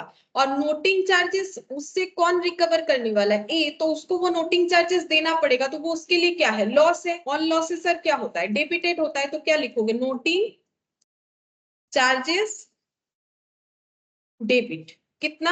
100 रुपीज, ठीक है। और ये पूरा पैसा वो किसको देगा? तो ए को क्रेडिट करना पड़ेगा, क्रेडिटर की तरफ, ठीक है, ए को क्रेडिट करना पड़ेगा। तो पहले तो अपने बुक्स में से ए को हटा दिया था, ठीक है, और परचेस को कैसे उसने रिकॉर्ड कर लिया था? थ्रू बीपी, ठीक है। अब ये बीपी भी इसके पास से चला जा रहा है, लेकिन उसने पैसा नहीं दिया, तो देखो क्या एंट्री बचा पता है? परचेस फिर से क्या हो गया? Purchase account debit, noting charges debit to A, जैसे क्रेडिट परचेज का एंट्री होता है वही वाला हो गया, देखो ना, purchase to A, credit purchase का एंट्री, लेकिन उसमें एक एडिशनल चीज क्या ऐड ऑन हो गया? नोटिंग चार्जेस, क्योंकि वो भी तो उसे ही देना पड़ेगा, क्योंकि उसी के वजह से ही लॉस हुआ, ठीक है। अच्छा, अब ये वाला हो गया। केस बी देखो, when a got discounted the bill with his banker at the rate of 15% per annum on 4th Feb and the bank paid the noting charges 100, मतलब ए ने बिल को डिस्काउंट करवा लिया था, उसको पैसे का जरूरत था, कब करवा लिया? 4th Feb। पैसा कब मिलने वाला था? 4th April को, वो तो बाद में पता चला कि बी नहीं दिया। तो होल्डर कौन था बिल का जब बिल डिसऑनर हुआ? इस केस में बैंक, ठीक है, इसीलिए बैंक ने क्या दिया है? नोटिंग चार्जेस, क्योंकि होल्डर कौन था? बैंक था। तो नोटिंग करवाने कौन गया होगा? बैंक। तो बैंक ने नोटिंग चार्जेस पे किया है। अब इस केस में हमें क्या करना है? यहाँ पर एंट्री करके दिखाना है कि क्या होगा। तो बोलो, बैंक नोटिंग चार्जेस किससे रिकवर करेगा? क्या लगता है तुम लोगों को? बी तो वैसे ही नहीं दे रहा है, वो बी को तो जानता नहीं है, वो किसको जानता है बेसिकली? ए, ठीक है। तो देना, देखो बी तो वैसे ही पैसा नहीं दे रहा है ना, तो वो कहां से नोटिंग चार्जेस देगा? लेकिन अभी थोड़ी ना देगा, लेकिन बैंक को तो इमीडिएट हमें पे करना पड़ेगा, बैंक किसी का बात नहीं है। 4 तारीख हो गया है ना, 4th April हो गया है। बैंक बोलेगा मेरा 10,100 रुपए दे दो। बैंक को कितना मिलने वाला था? 4 तारीख को कितना मिलने वाला था? 10,000। तो बैंक बोलेगा मुझे मेरा 10,100 रुपये दे दो। देगा कौन? कौन दे सकता है? ए ही देगा। बी तो वैसे भी नहीं दे रहा, उसको देना होता तो वो दे ही ना देता, ठीक है। तो फिर बैंक बोलेगा बी नहीं दे रहा है तो कौन देगा मुझे? ए देगा, क्योंकि बिल मुझे किसने डिपॉजिट किया था? ए ने। हम ए को जानते हैं, तो मुझे रिकवरी किससे मिलेगा? ए से ही मिलेगा, वो ए को ही बोलेगा देने के लिए, और ए को देना भी पड़ेगा, ठीक है। ए वेट नहीं करेगा, जैसे सॉरी बैंक वेट नहीं करेगा, जैसे यहाँ देखो ए वेट कर रहा है कि मुझे ये पैसा मिलेगा, किससे? बी से। लेकिन बैंक वाला कभी वेट नहीं करता है, बैंक को इमीडिएटली पेमेंट कर देना पड़ेगा। कौन पेमेंट करेगा? ए करेगा, ठीक है। तो लिखो केस बी। केस बी में यहाँ पर ए और यहाँ पर बी, ठीक है। अच्छा, सबसे पहले एंट्री करो ये वाला सेल परचेस का, फटाफट लिख लो। सेल परचेस का क्या एंट्री होगा? बी टू सेल्स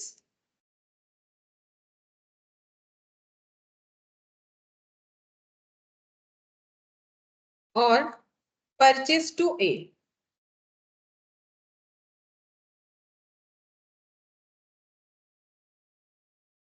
अच्छा, फिर उसके बाद बी आर टू बी,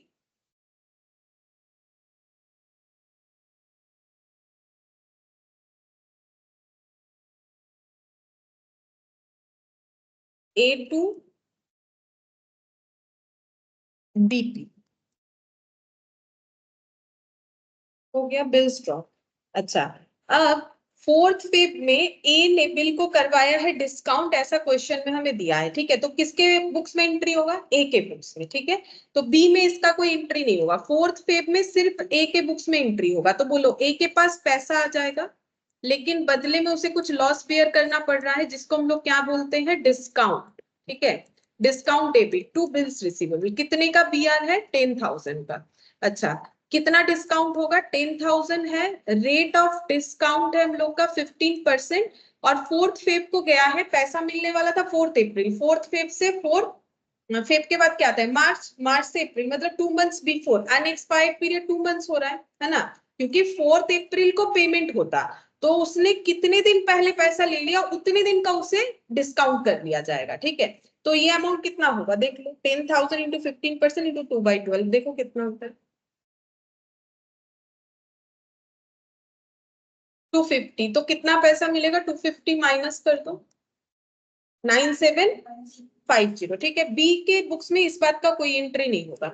अब जब 4 अप्रैल आया, ठीक है, 4 अप्रैल आया, तो बैंक वालों ने ए को बोला होगा, देखो आपका जो बी का पेमेंट था वो मुझे नहीं मिला, ऊपर से मैंने नोटिंग करवाया, ठीक है, तो आप मुझे पूरा पेमेंट कर दो। तो ए को, बैंक को कितना पेमेंट करना पड़ेगा? टोटल 10,100। तो इसके अकाउंट से कितना पैसा जाएगा टू बैंक बोल के? 10,100। तो वो डेबिट किसको करेगा बोलो? हाँ, नहीं, बैंक तो क्रेडिट, बैंक तो पैसा जा रहा है, पैसा যাচ্ছে, बैंक क्रेडिट হবে। बोलो डेबिट किसको करेगा? बी को, क्योंकि वो पैसा किससे रिकवर करेगा? कभी ना कभी तो बी से ही करना है ना। अब अगर नहीं देगा तो बात अलग है, अब देखो कहां तक जाता है बात, ठीक है। लेकिन बी को ही वो डेबिट करेगा कि भाई ये पैसा हम कभी ना कभी बी से लेंगे, ठीक है। B account debit to bank, ये बैंक का मतलब हम लोग बैंक को पेमेंट कर रहे हैं, ठीक है। तो बी भी अपने बुक्स में एंट्री करेगा, क्योंकि 4 तारीख को उसका पेमेंट था, तो वो किया नहीं है, तो उसको एंट्री तो करना पड़ेगा। बी क्या बोलेगा? मेरा बीपी तो कैंसिल हो रहा है क्योंकि उसका डेट एक्सपायर हो गया, लेकिन मैंने पैसा नहीं दिया, पैसा देने की वजह से एक्सपायर नहीं हुआ, मैंने क्या कर दिया है? मैंने फिर से अपने ए को क्रेडिटर बना लिया है, जो कि मैंने बीपी के थ्रू से उसे कैंसिल किया था। तो टू ए, लेकिन ए मेरे से कितना पैसा मांग रहा है?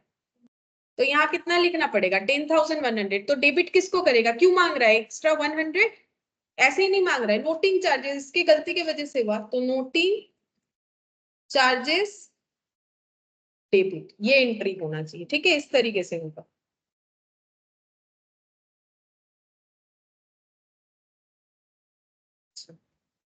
केस सी, देखो बोल रहा है A endorse the bill 1 month after the acceptance in favour of his creditor C in settlement of his debt for 10,200। मतलब ए ने ये वाला जो बिल बी पे ड्रॉ किया था वो एंडोर्स कर दिया था, किसको? सी को। कौन सी सेटलमेंट के लिए? देखो यहाँ पर लेकिन एक्सेप्टेंस नहीं है, ये वही पहले जो हम लोगों ने क्वेश्चन किया था उसी सेम क्वेश्चन से अलग अलग केस बनाया हुआ है। 10,200 का डेप्ट था, वो फुल सेटलमेंट हो जाएगा, ऐसे सोच के सी ने बोला ठीक है आप 10,000 दे दो, 10,200 के जगह, मतलब डिस्काउंट अलाउड कर दिया, सेटलमेंट के लिए दे दिया। अब बी ने कर दिया है डिसऑनर, तो बोलो अब नोटिंग करवाने कौन गया होगा? सी गया होगा, ठीक है। सी कैसे? तो सी पेड द नोटिंग चार्जेस 100, दिया हुआ भी, और वैसे भी देखो सी ही जाएगा क्योंकि होल्डर कौन है? सी है, तो जाना उसी को पड़ेगा। लेकिन सी ये पैसा किससे रिकवर करेगा? ए से, क्योंकि ये बिल उसने किससे लिया था? ए से लिया था, ये सोच के कि ठीक है हम डिस्काउंट कर देते हैं, मेरा 10,000 मिल जाना चाहिए, ये बिल से मुझे मिल जाएगा, जो बी है वो पेमेंट करने वाला है, बट उसने किया नहीं। तो सी ये पैसा किससे लेगा? ए से लेगा, और ए ये पैसा फ्यूचर में किससे लेगा? बी से लेगा, ठीक है। तो फिर से एंट्री करो सी में, ए बी सी, अभी 3 कॉलम होगा, ठीक है, ए बी और सी। पहले तो वही सेल परचेस फटाफट लिख लो, B to sales, B to sales 10,000। अच्छा, बी टू सेल्स 10,000 हो गया। अच्छा, बी में लिख दो परचेज टू, फर्स्ट को परचेज टू ए।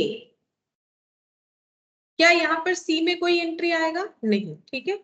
सी में यहाँ अभी कोई एंट्री नहीं आएगा। अब बिल्स ड्रॉ करो एक ही तारीख को, B R to B. A to BP।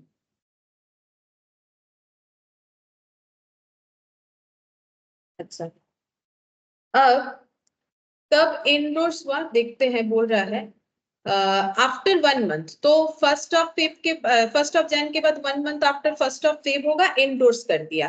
सी को एंडोर्स किया, इसके बदले कैंसिलेशन क्या होने वाला है, बोल रहा है कि सी के पास से उसका जो डेप्ट था वो कैंसिल हो जाएगा। ठीक है, कितने का था? 10,200 फुल सेटलमेंट हो रहा है, मतलब सी डिस्काउंट दे रहा है तो इसे डिस्काउंट मिलेगा। To discount receipt, to bills receivable. BR चला गया 10,000 का, बदले में 10,200 का जो है डिस्काउंट मिल गया है, सेटलमेंट हो गया। बी के बुक्स में कोई एंट्री नहीं होगा, लेकिन सी के बुक्स में जरूर होगा। सी क्या एंट्री करेगा? सी बोलेगा हम एक बिल्स ले रहे हैं, कितने का है बिल्स? 10,000। ठीक है, बदले में ए का जो डेटर, ए जो एज अ डेटर मेरे बुक्स में अपीयर कर रहा है वो कैंसिल हो जाएगा, तो डेटर क्रेडिट हो जाएगा। कितने का डेटर था? 10,200। तो 10,000 से 10,200 कैसे सेटल हो सकता है? बोल रहे हैं कि हम डिस्काउंट दे रहे हैं, सेटल फुल कर रहे हैं, तो डिस्काउंट क्या हो जाएगा? अलाउड। इसके लिए कितना हो गया? 200। ठीक है, डिस्काउंट अलाउड हो गया। अच्छा, अब नेक्स्ट क्या होगा? 4 अप्रैल को, अब जो भी होगा 4 अप्रैल को होगा। ठीक है, 4 अप्रैल को किसको पेमेंट करना था? बी को, वो नहीं किया। ठीक है, तो सी जाएगा नोटिंग करवाने।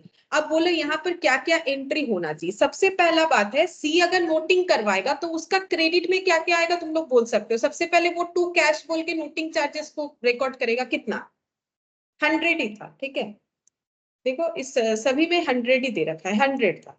अच्छा, उसका बिल्स जो है वो इनवैलिड हो जाएगा। कितने का बिल्स था? 10,000, वो क्रेडिट हो जाएगा। ठीक है, अच्छा, अब ये सारा पैसा वो ए से मांगेगा तो ए अकाउंट डेबिट करेगा। अब मुझे यहाँ पर एक चीज बोलो, उसने ए को 10,200 के जगह 10,000 से सेटल कर दिया था, लेकिन अगर उसको टाइम पे पैसा नहीं मिला, क्या वो डिस्काउंट देगा? बोलो, क्या वो डिस्काउंट देगा? तुम लोग को क्या लगता है, जो डिस्काउंट दिया था क्या वो डिस्काउंट फर्दर कंटिन्यू करेगा या नहीं करेगा? क्या होना चाहिए? क्या लग रहा है, बोलो। पहले बोलो तो ए से कितना पैसा मांगेगा? पूरा ही मांगेगा। ठीक है, मुझे एक चीज बोलो, उसको पेमेंट मिल जाएगा बोल के तो उसने बोला था ठीक है 10,200 की जगह 10,000 दे दो। अब कब मिलेगा, अब कैसे पता चलेगा? देखो अभी तो फिलहाल नोटिंग हुआ है, अब ए उसको कब पैसा देगा, इमीडिएटली देगा नहीं देगा, तो ऐसे केस में ना वो डिस्काउंट वाला फैसिलिटी क्या हो जाता है? कैंसिल।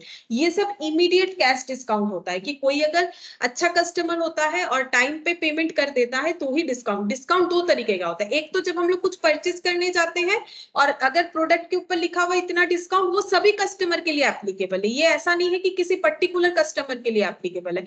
लेकिन देखोगे कोई कोई चीज पे पर्टिकुलर कस्टमर पे ही एप्लीकेबल होता है। जैसे इतना सारा लोगे, जैसे 2 टीज लोगे तो ही दूसरे वाले पे 50 रुपीज का ऑफ होगा, तो हो गया ना कंडीशन, वो सभी के ऊपर एप्लीकेबल नहीं।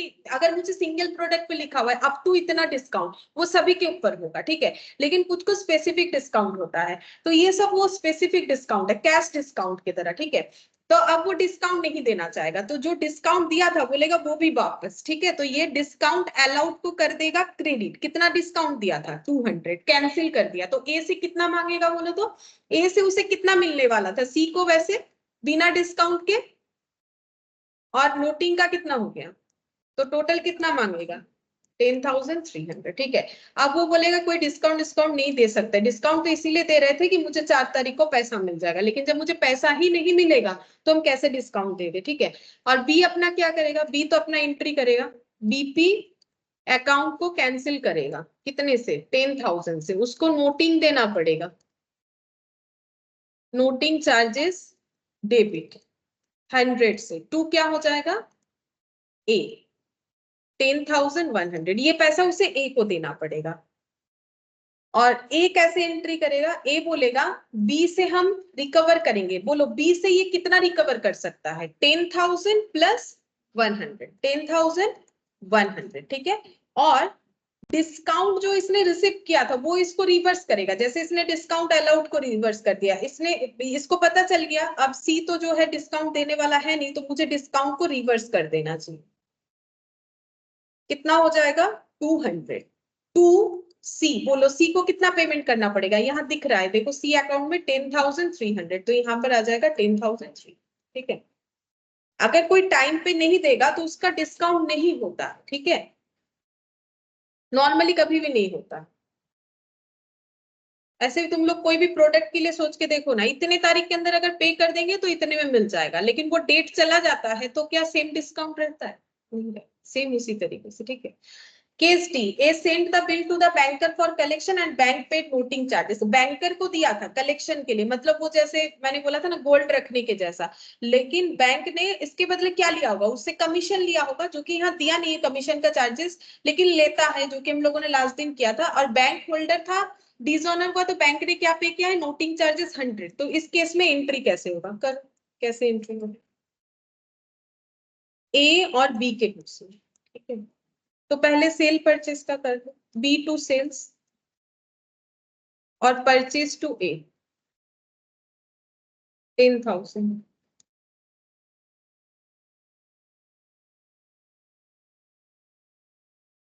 अच्छा इसके बाद बिल्स रिसीवेबल ड्रॉ करो, बी आर टू बी,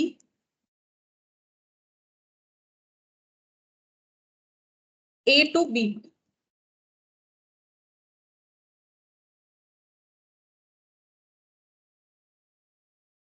अच्छा फिर इसके बाद इसने अगर बैंक के पास बिल सेंड फॉर कलेक्शन है तो इसके बीच में एक एंट्री करना पड़ेगा, ए के बुक्स में क्या एंट्री होगा, bills send for collection to क्या हो जाएगा, to bills receivable, bills receivable इसके पास से चला जाएगा।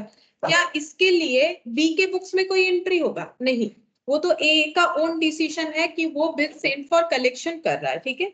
अच्छा अब 4 अप्रैल को क्या होगा, 4 अप्रैल को बैंक नोटिस भेजेगा कि बी जो है उसने पेमेंट नहीं किया है, तो फिर बैंक तो अपना टोटल पेमेंट लेगा, किससे लेगा, बोलो किससे लेगा, बैंक कितना पेमेंट लेगा, मुझे ये बोलो, बैंक सिर्फ नोटिंग चार्जेस ही ले सकता है ना इस केस में, क्यों, क्योंकि ये बिल सेंड फॉर कलेक्शन था, बैंक ने थोड़ी ना ए को पैसा दिया था कि वो पूरा पैसा मांगेगा, बैंक का इसमें लॉस कितना है, बैंक का लॉस बस उसका नोटिंग चार्जेस है, यहाँ बिल सेंड फॉर कलेक्शन में हमें कमीशन वाला पॉइंट दिया नहीं है, अगर बैंक इसमें अपना कमीशन लेता भी है तो कमीशन तो उसे पहले ही मिल जाता है जब बिल्स को वहां पर वो डिपॉजिट करने जाता है, तो बैंक का लॉस क्या है, ओनली नोटिंग करवाना, बस वही लेगा, तो यहाँ पर एंट्री क्या होगा बोलो, यहाँ पर हो जाएगा कैंसिल, क्या होगा, बिल्स रिसीवेबल तो पहले ही कैंसिल हो गया था, बिल्स रिसीवेबल चेंज किस में हो गया था, बिल सेंड फॉर कलेक्शन में, ऐसे बिल से पैसा मिलता है तो एंट्री होता है bank to bill send for collection, लेकिन पैसा तो नहीं मिल रहा है कि बैंक डेबिट करेंगे, फिर से किसको डेबिट करेंगे, बी को,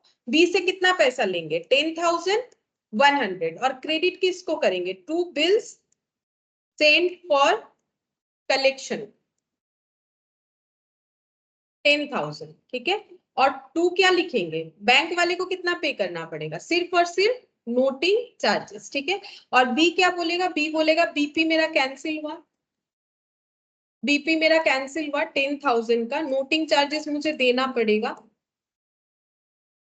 नोटिंग चार्जेस मुझे देना पड़ेगा 100 रुपीज का, और टू ए को मुझे 10,100 देना पड़ेगा, ठीक है। बिल सेंड फॉर कलेक्शन होगा तो ये बात हमेशा ध्यान रखो कि कभी भी पूरा पैसा बैंक नहीं लेगा, बैंक मांग ही नहीं सकता है पूरा पैसा, उसने थोड़ी ना ए को कोई पैसा दिया था, उसने तो सिर्फ उस बिल को रखने के अगेंस्ट में कमीशन दिया था, मान लो यहाँ पर कोई कमीशन का चार्जेस हो भी जाता है, मान लो 100 रुपीज ऐसा कुछ, तो कमीशन डेबिट हो जाएगा, जैसे लास्ट दिन हम लोगों ने किया था ना, कमीशन का पैसा अगर देना पड़ा तो कमीशन को क्या करना पड़ेगा, डेबिट करना पड़ेगा, ठीक है, उस तरीके से हो जाएगा, तो यहाँ पर ये वाला भी कंप्लीट हो गया। चलो अब नेक्स्ट देखते हैं क्या है, हाँ यहाँ पर एक छोटा सा क्वेश्चन है, बोल रहा है A bills receivable for 100 rupees which had been discounted at 95, मतलब डिस्काउंट करवा लिया गया था, was dishonored and bank paid 2 as noting charges, give journal entry to record the above transaction in the books of drawer, drawee और bank, हम लोगों ने bank का एक भी एंट्री नहीं किया, यहाँ पर वो वाला पॉइंट भी आएगा, अगर 100 रुपीज का बिल था जो डिस्काउंट हुआ था 95 में, तो बैंक ने कितना डिस्काउंट चार्जेस काटा होगा,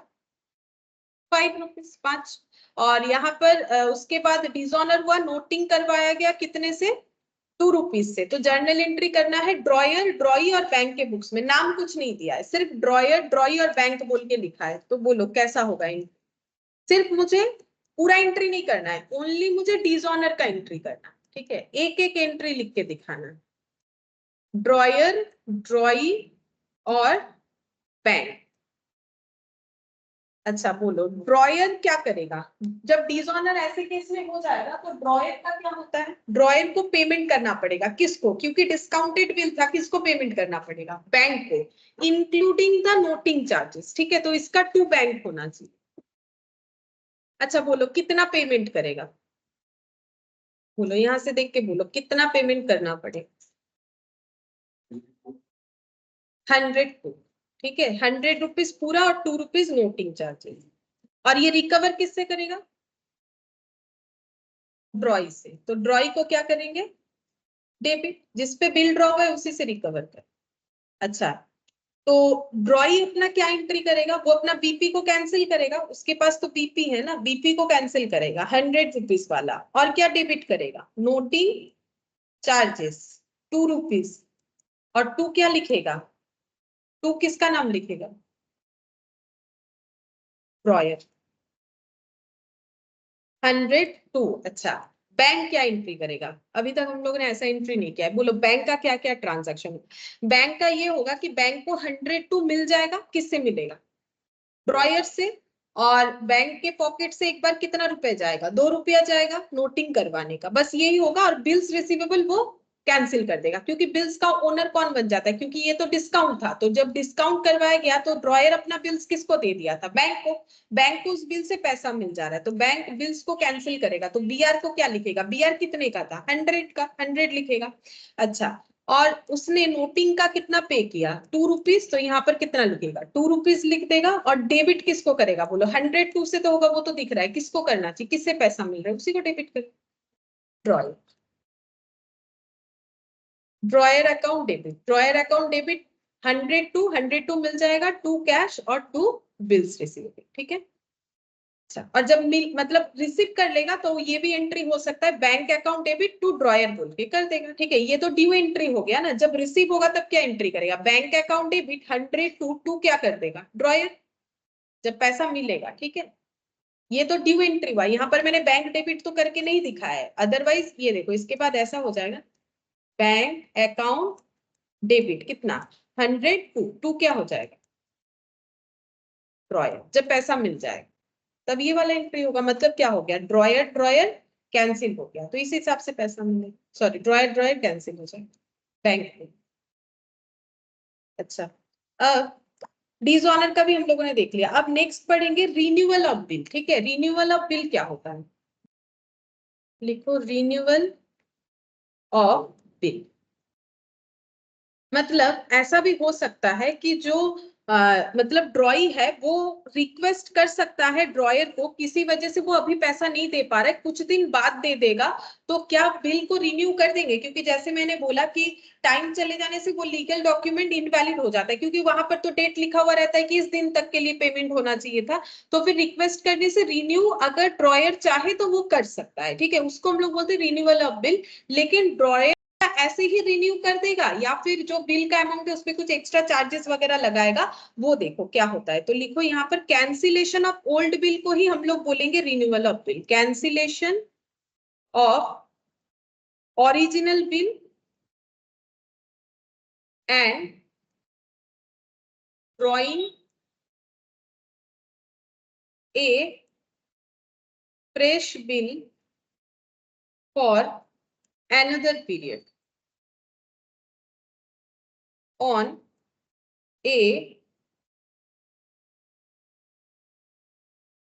request of drawing, ठीक है। ड्रॉई के रिक्वेस्ट पे अगर हम लोग ओल्ड बिल को कैंसिल करके फर्दर किसी टाइम पीरियड के लिए नया बिल को जो है मतलब दूसरा बिल ड्रॉ कर लेते हैं, तो उसे रिन्यूअल ऑफ बिल बोला जाता है। तो इसमें तो देखो बेसिकली ड्रॉयर का लॉस होगा ना, तो वो इंटरेस्ट चार्ज कर सकता है। अब करेगा नहीं करेगा वो उसका पर्सनल चॉइस है, लेकिन उसके पास राइट्स है कि वो इंटरेस्ट चार्ज कर सकता है। जैसे मान लो 3 मंथ्स का बिल था 10,000 का, अब वो फिर से बोल रहा है 3 मंथ्स के लिए रिन्यू कर दो, तो मतलब 6 मंथ्स बाद मुझे 10,000 मिलेगा, तो उसमें तो मेरा लॉस है। तो ड्रॉयर चाहे तो वो अपना क्या कर सकता है, एक परसेंटेज ऑफ इंटरेस्ट नए बिल पे चार्ज कर सकता है, ठीक है। तो यहाँ पर लिखो, in case of renewal of bill renewal of bill, the interest for the extended period.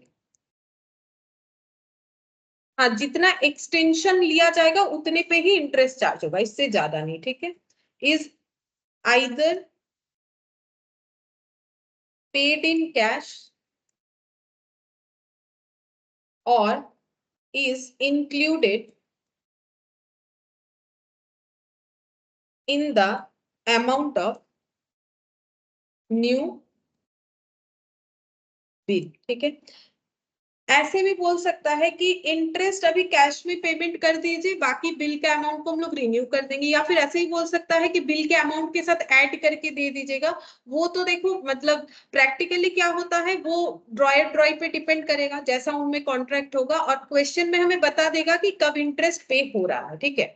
जैसे कि देखो यहाँ पर एक क्वेश्चन देखते हैं, इलास्ट्रेशन 11। देखो इसमें क्या बोला है, ऑन 1 जनवरी बी ओज 10,000 एंड एक्सेप्ट से 3 मंथ्स बिल, मतलब बी ने उधार लिया है इसीलिए तो उसने 3 मंथ्स का बिल क्या किया है, एक्सेप्ट मतलब बी के पास क्या है, bills payable for the amount, ठीक है, मतलब 10,000 के लिए बीपी ड्रॉ हुआ है। On the date of maturity B not being able to meet the bill, offer A 4,000 and ask him to draw another bill for 3 months for the balance plus interest at 15% per annum।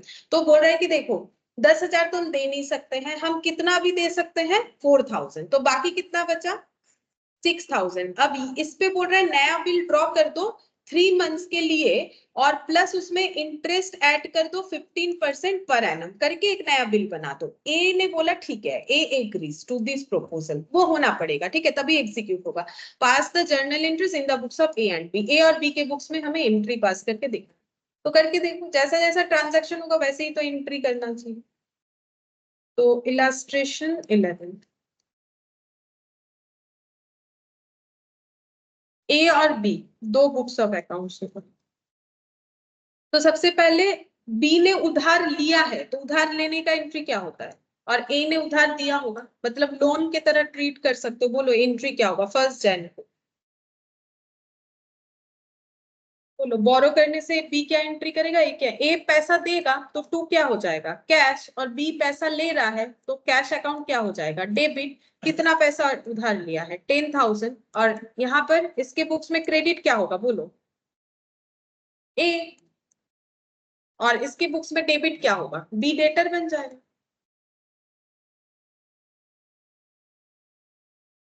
अच्छा फिर यहाँ पर bills draw होगा, bills receivable account debit to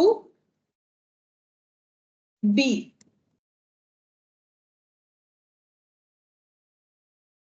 A account debit to BP. अच्छा अब 4 अप्रैल आ गया, ठीक है, ए ने इसका मतलब बिल होल्ड करके रखा है, ना तो बैंक में सेंड फॉर कलेक्शन किया, ऐसा भी कुछ नहीं बोला है, ना तो डिस्काउंट करवाया, होल्ड करके रखा था। और आ गया है 4 अप्रैल, 4 अप्रैल में बी ने उसे रिक्वेस्ट किया कि 4,000 एक्सेप्ट कर लो, बाकी बैलेंस अमाउंट पे एक इंटरेस्ट लगा के 15% नया बिल बना दो, ठीक है। तो बोलो एंट्री क्या होगा, सबसे पहले कैंसिल करना पड़ता है ओल्ड बिल को हमेशा, ठीक है, जब भी नया बिल ड्रॉ होगा पूरे ओल्ड बिल को हमें कैंसिल करना पड़ता है, तो ओल्ड बिल अगर कैंसिल होगा तो क्या एंट्री होगा बोलो बी टू बी आर, ठीक है, बी टू बी आर, पूरा पूरा रिवर्स एंट्री कर देंगे, इसको बोलते हैं ओल्ड बिल का कैंसिलेशन एंट्री, ठीक है। बी टू बी आर, देखो एक्चुअली मेरे बुक्स में बचा क्या था, मतलब ए के बुक्स में देखो बी और बी कैंसिल हो गया था, बचा क्या था बी आर टू कैश, तो मुझे बी आर को कर देना है कैंसिल, तो क्रेडिट ही बचेगा, तो डेबिट किसको करेंगे बी को डेबिट करना पड़ेगा, ठीक है, कि बी मेरा फिर से क्या बनेगा, बिल्स कैंसिल करने से बी मेरा फिर से क्या बन जाएगा डेटर बन जाएगा, ठीक है। तो यहाँ पर ये कैश इसीलिए दिख रहा है क्योंकि हम लोगों ने उधार दिया था ना, यहाँ सेल परचेज नहीं है, तो बी टू कैश ही एंट्री देखो घूम फिर के आ जाएगा, ये देखो बी टू कैश ही आया ना घूम फिर के, ये देखो B B cancel B R cancel, तो घूम फिर के क्या आ गया बी टू कैश। अब वो पैसा नहीं दे पा रहा है तो फिर से एकदम स्टार्टिंग वाले सिचुएशन पे चले जाओ कि मैंने बी को उधार दिया था, ठीक है। अच्छा अब इसके बाद यहाँ पर बी क्या एंट्री करेगा? बी भी अपने बीपी को कैंसिल करेगा। क्या लिखेगा? बीपी अकाउंट डेबिट, पुराना चीज को कैंसिल कर देना पड़ेगा, इसका कोई अब वैलिडेशन नहीं है, टू ए। ठीक है, मतलब ये कैसे देखने में लगेगा? ये देखो, ए और ए कैंसिल हुआ था, बीपी बीपी कैंसिल, मतलब फिर से वही कैश टू ए वाला सिचुएशन आ गया कि मैंने ए से उधार लिया था, फिर हम लोग घूम फिर के स्टार्टिंग वाले सिचुएशन में पहुंच गए। अब बी बोल रहा है मेरे से 4000 ले लो, और ए जो है वो एग्री कर गया। ठीक है, तो ए क्या एंट्री करेगा? उसके पास पैसा आ रहा है, कैश अकाउंट डेबिट, कितना आ रहा है? 4000। दे कौन रहा है? बोलो। बी देगा ना, बी से मिलेगा, तो टू क्या लिखेंगे? बी। अच्छा, बी क्या एंट्री करेगा? ए, हाँ, ए टू कैश 4000। ठीक है, पहले पुराना बिल कैंसिल हो गया, फिर से वही दिख रहा है कि उसने उसको उधार दिया, उसने उससे उधार लिया, अब 4000 दे दिया। अब बोल रहा है कि इंटरेस्ट के साथ नया बिल बना लो। ठीक है, अच्छा सबसे पहले इंटरेस्ट चार्ज करते हैं। बोलो, इंटरेस्ट जो है ए के लिए क्या है? इनकम, और बी के लिए क्या है? एक्सपेंस। तो ड्यू एंट्री अगर करेंगे तो टू इंटरेस्ट होगा ए के बुक्स में, और बी के बुक्स में क्या होगा? इंटरेस्ट अकाउंट डेबिट होगा। ड्यू एंट्री का मतलब ये बोलेगा मुझे इंटरेस्ट मिलेगा, ये बोलेगा मुझे इंटरेस्ट देना पड़ेगा। इसको किससे मिलेगा? बी से। तो डेबिट किसको करेगा? बी को। और ये किसको देगा? ए को देगा, तो ए को क्रेडिट करेगा। अच्छा, अब इंटरेस्ट कैलकुलेट करो, कितना इंटरेस्ट होगा? देखो कितने अमाउंट पे इंटरेस्ट लगेगा, बचे हुए बिल के अमाउंट पे लगाने के लिए बोला है, और ए एग्री किया है। बचा हुआ बिल का अमाउंट कितना है? ठीक है, अच्छा कितना परसेंट? 15% per annum. अच्छा, इंटरेस्ट कितने दिन का लगता है? अभी मैंने थ्योरी में लिखवाया, जितने आगे टाइम के लिए एक्सटेंशन होगा। ठीक है, तो नया बिल कितने दिन के लिए एक्सटेंड किया है? 3 मंथ्स के लिए, तो 3 मंथ्स का जो है लगना चाहिए। तो देखो कितना होता है,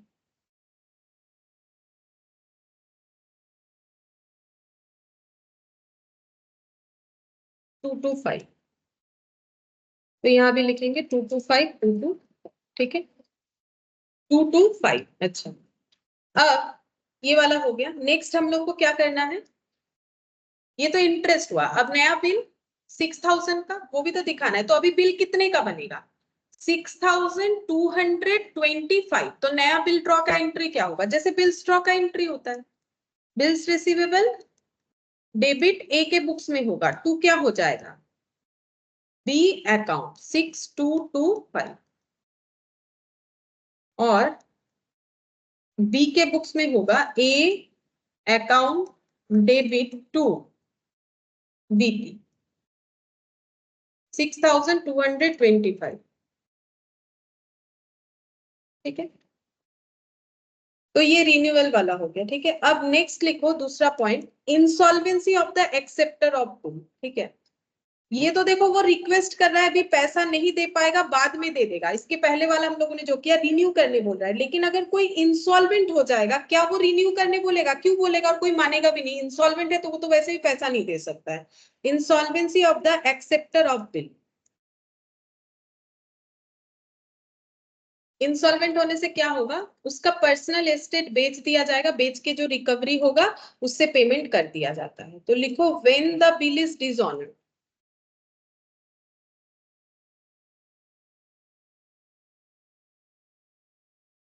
ड्यू टू इंसॉल्वेंसी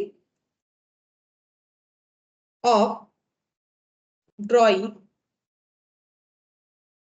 ब्रैकेट में और एक्सेप्टर ऑफ द बिल।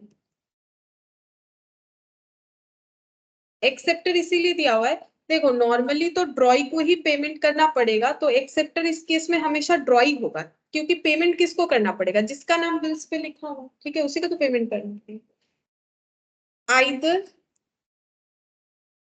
इसके बाद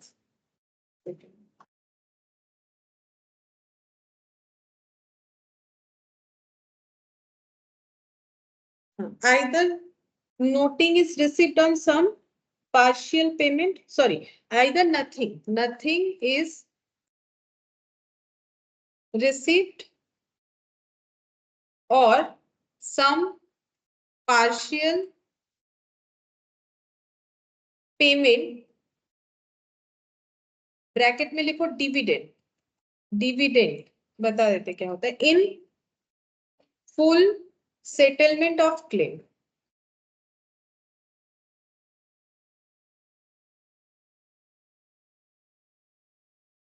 अच्छा देखो ये क्या लिखा है, बोल रहा है कि when the bill is dishonoured due to insolvency of the drawee, तो ड्रॉई यहाँ पर डबल ही होगा, ठीक है, और acceptor of the bill either nothing is received, या तो हमें उनसे कुछ भी नहीं मिला या फिर पार्शियली कुछ मिला। कैसे मिल सकता है, वही उसका एस्टेट बेच के अगर कुछ मिल गया, या फिर वो थोड़ा बहुत देने के लिए केपेबल है, पूरा नहीं दे सकता है, उसको यहाँ पर ना डिविडेंड, ये लैंग्वेज यूज किया जाएगा। डिविडेंड मतलब वही अमाउंट जो वो पे कर रहा है, ठीक है, वो शेयर वाला डिविडेंड नहीं, लेकिन यहाँ पर भी इसको हम लोग बोलते हैं dividend. In full settlement of claim, तो जितना मिल जाएगा वो ठीक है, मिल गया। जो नहीं मिला वो ड्रॉयर के लिए क्या हो जाएगा, मतलब जिसको मिलने वाला था उसके लिए हो जाता है लॉस, यानी उसको हम लोग क्या बोलेंगे, बैड डेट बोलेंगे।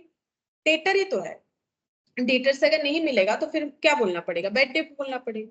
अच्छा देखो, इसके लिए एक छोटा सा क्वेश्चन है, इलास्ट्रेशन 12। देखो यहाँ पर बोल रहा है इफ इन इलास्ट्रेशन 11, मतलब जैसा अभी हम लोगों ने क्वेश्चन किया था ये वाला, सेम यही वाला क्वेश्चन है, सिर्फ चेंज क्या किया है, बोल रहा है at maturity the second bill was dishonoured. मतलब कौन सा बिल बोलो, कहाँ चला गया, ये वाला 6225 तो सेकंड बिल था। अगर सेकंड बिल मेरा हो गया है dishonour, as B becomes insolvent and a dividend, ये देखो मैंने बोला ना ये लैंग्वेज यूज होगा, dividend of 60 paisa in a rupee was received from his estate, मतलब उसका एस्टेट बेच के कैसे मिल सकता है, 1 रुपए के बदले कितना मिल सकता है, मतलब अगर किसी को उससे 1 रुपया मिलने वाला है वो मैक्सिमम उससे कितना रिकवर कर सकता है, 60 पैसा। अच्छा अब बोल रहे हैं what additional entries would be required to pass in the books of A and B, तो सिर्फ वही एंट्री कर दो जो डिसऑनर के लिए होने वाला है, ठीक है, बाकी एंट्री करने का जरूरत नहीं, बाकी सेम ही होगा, ठीक है। मतलब सेम इलास्ट्रेशन 11 वाला ही क्वेश्चन है, लास्ट में मुझे करना क्या है, अगर इसके बाद हो गया डिसऑनर तो क्या एंट्री होगा, तो करके देखो क्या एंट्री होगा, ए और बी दो ही एंट्री होगा, ज्यादा नहीं होगा। अच्छा ये जो सेकंड बिल है वो से 3 मंथ्स के लिए एक्सटेंड हुआ था, तो 3 मंथ्स के बाद ही तो ये डिसाइड होगा ना कि बी नहीं दे पा रहा है, ठीक है। तो 4 अप्रैल हुआ था रिन्यू, तो 3 मंथ्स बाद कौन सा डेट आएगा, 7 होगा, और ये इसमें भी 3 दिन ग्रेस ऐड हो जाएगा, 7/7 हो जाएगा, 7/7 हो जाएगा, ठीक है। 7 जुलाई को बी हो गया है इंसॉल्वेंट, तो सबसे पहले क्या होगा बोले, सबसे पहले हमें बिल्स रिसीवेबल को क्या करना पड़ेगा, कैंसिल, कितने का बिल था 6225, ठीक है। अच्छा और डेबिट किसको करेंगे, ये अपना बीपी कैंसिल करेगा, बोलो डेबिट किसको करें और इधर क्रेडिट किसको करें, पार्टी नेम होगा, बी को करना पड़ेगा ना, बी अकाउंट क्या हो जाएगा, डेबिट। पहले तो कैंसिल करके यही सोचेगा कि मुझे बी से ये पैसा मिलेगा, और ए बी बोलेगा मुझे ए को ये पैसा देना है, लेकिन अब अगर पैसा नहीं दे पा रहा है तो क्या एंट्री होगा, तो जितना मिलेगा उतना ले लेगा। तो ए बोलेगा बैंक अकाउंट डेबिट, मुझे कुछ तो मिल रहा है, कैसे मिल रहा है, बोल रहा है 1 रुपए की जगह 60 पैसा, तो 6225 की जगह कितना मिलेगा, बोलो 6225 की जगह कितना मिलेगा, अगर 1 रुपीज के बिहाफ में 60 पैसा मिलेगा तो 6225 के बिहाफ में कितना मिलेगा, इनटू हो जाएगा उतना टाइम्स, ठीक है, तो कितना हो जाएगा 0.60, बोलो कितना आ रहा है,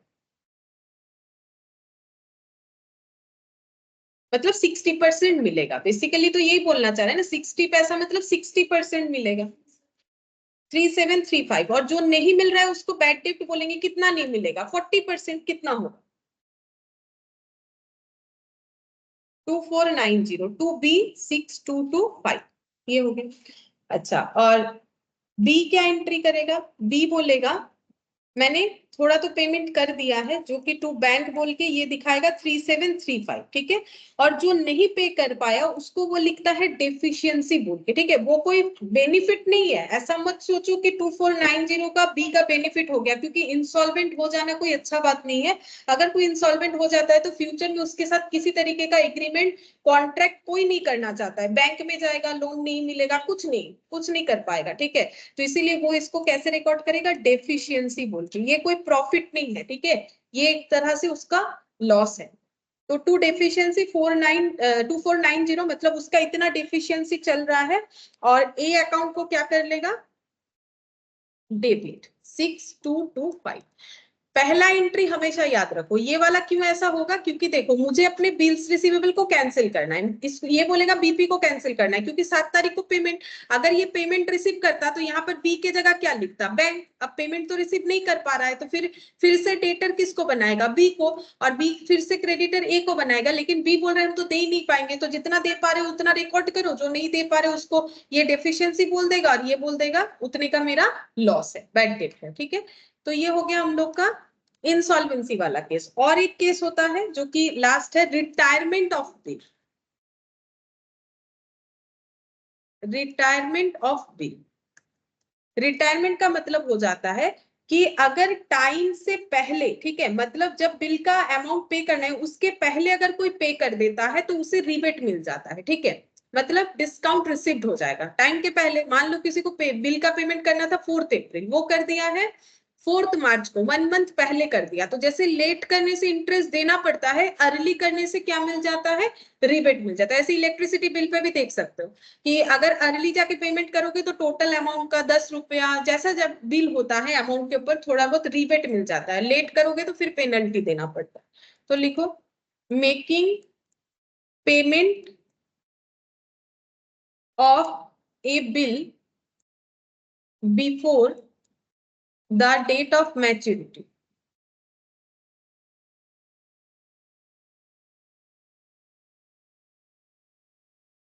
एंड इंटरेस्ट और रिबेट। ठीक है, ये इंटरेस्ट रिसिप्ट होगा ड्रॉई के लिए। ठीक है, या फिर इसे हम लोग बोल सकते हैं rebate allowed by holder of the bill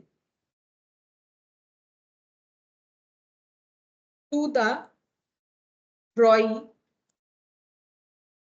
at an agreed rate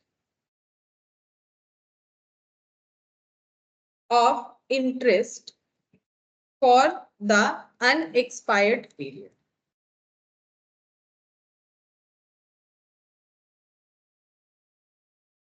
At the agreed rate, rate बता देगा क्वेश्चन हमें, और कितने दिन के लिए मिलेगा, जैसे अगर 1 मंथ बिफोर कर रहा है तो 1 मंथ अनएक्सपायर्ड पीरियड है, उतने पे इंटरेस्ट मिल जाएगा या रिबेट मिल जाएगा। ठीक है, क्या ऐसा करना जरूरी होता है, देखो हाँ जरूरी इसीलिए है, इससे क्या होगा, जो भी पेमेंट करते वो आगे पेमेंट करने से अगर उन्हें कुछ छूट मिलेगा तो वो फ्यूचर में आगे पेमेंट करने का सोचेंगे। अगर कुछ भी नहीं बेनिफिट मिलेगा तो कोई क्यों आगे पे करेगा। अगर 4 अप्रैल को करने से भी जितना पेमेंट करना पड़ेगा, 3 मार्च को करने से भी उतना ही करना पड़ेगा, तो कोई क्यों करेगा, नहीं करेगा। ठीक है, अब ये वाला देखो इलास्ट्रेशन 13। ठीक है, ये लास्ट है, उसके बाद हम लोग पीडीएफ से ही करेंगे। देखो इलास्ट्रेशन 13 में क्या दिया है, A sold goods to B on 1st Jan and drew upon him a 3 months bill for the amount, B accepted the bill and returned it to A 1 month before the due date, B returned the bill under a rebate of 18% per annum। 1 month पहले दे दिया, मतलब date कौन सा आ रहा था, same question है, 4 अप्रैल आ रहा था, 1 मंथ पहले मतलब कब दे दिया होगा, 1 मार्च को दे दिया होगा, मतलब ये तो मैच्योरिटी डेट है, अगर हम नॉर्मल कैलकुलेशन करें एक्सपायरी डेट के हिसाब से तो 1 मार्च को पेमेंट कर दिया होगा, और रिबेट कितना मिल रहा है 18% पर एनम बेसिस पे। तो 1 मंथ बिफोर के लिए 1/12 के हिसाब से हमें 18% पे कैलकुलेट करना पड़ेगा। कितने पे रिबेट कैलकुलेट होगा, अमाउंट ऑफ बिल पे, जैसे इंटरेस्ट के लिए होता है, पास नेसेसरी जर्नल इंटरेस्ट। तो एंट्री पास कर लो, ये लास्ट करेंगे, हो भी गया हम लोग का। यहाँ पर ए और बी, इलास्ट्रेशन 13, पहले सेल का entry, B2 sales 10,000, purchase to A 10,000। अच्छा, इसके बाद BR2 B 10,000, B2 BP,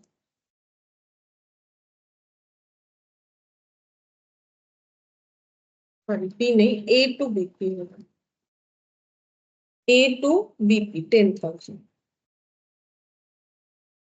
अच्छा, पेमेंट कब मिल रहा है, 1 मार्च को। ठीक है, 1 month before the due date बोला है, तो 1 मार्च को, तो एंट्री क्या होगा, बैंक अकाउंट डेबिट, लेकिन पूरा पैसा नहीं मिलेगा, कितना मिलेगा बोलो, डिस्काउंट करके बताओ कितना मिलेगा।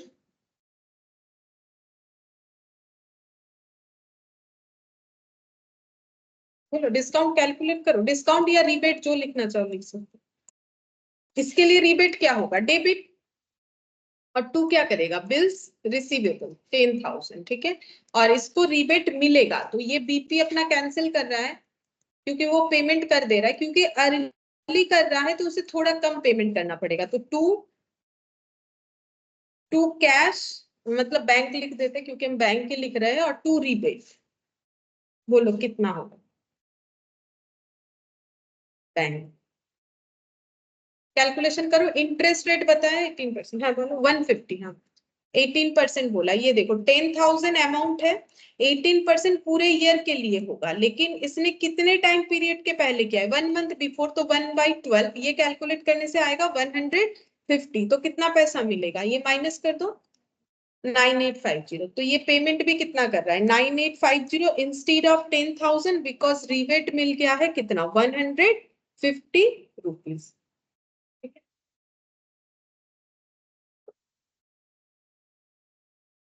बस ये हम लोग का कंप्लीट हो गया। इससे क्या हुआ, हम लोग का एक बेस बन गया, क्योंकि बाकी क्वेश्चन जो है हम लोग का उसमें क्या है ना, सारी चीज को मिक्सड अप करके दिया, अलग अलग कुछ नहीं दिया है। अब अगर कोई भी क्वेश्चन करोगे तो कर पाओगे, प्रॉब्लम नहीं होगा। ठीक है, तो नेक्स्ट क्लास में हम लोग बाकी क्वेश्चन जो है स्टार्ट कर सकते हैं। ठीक है, फिर आज इतना ही।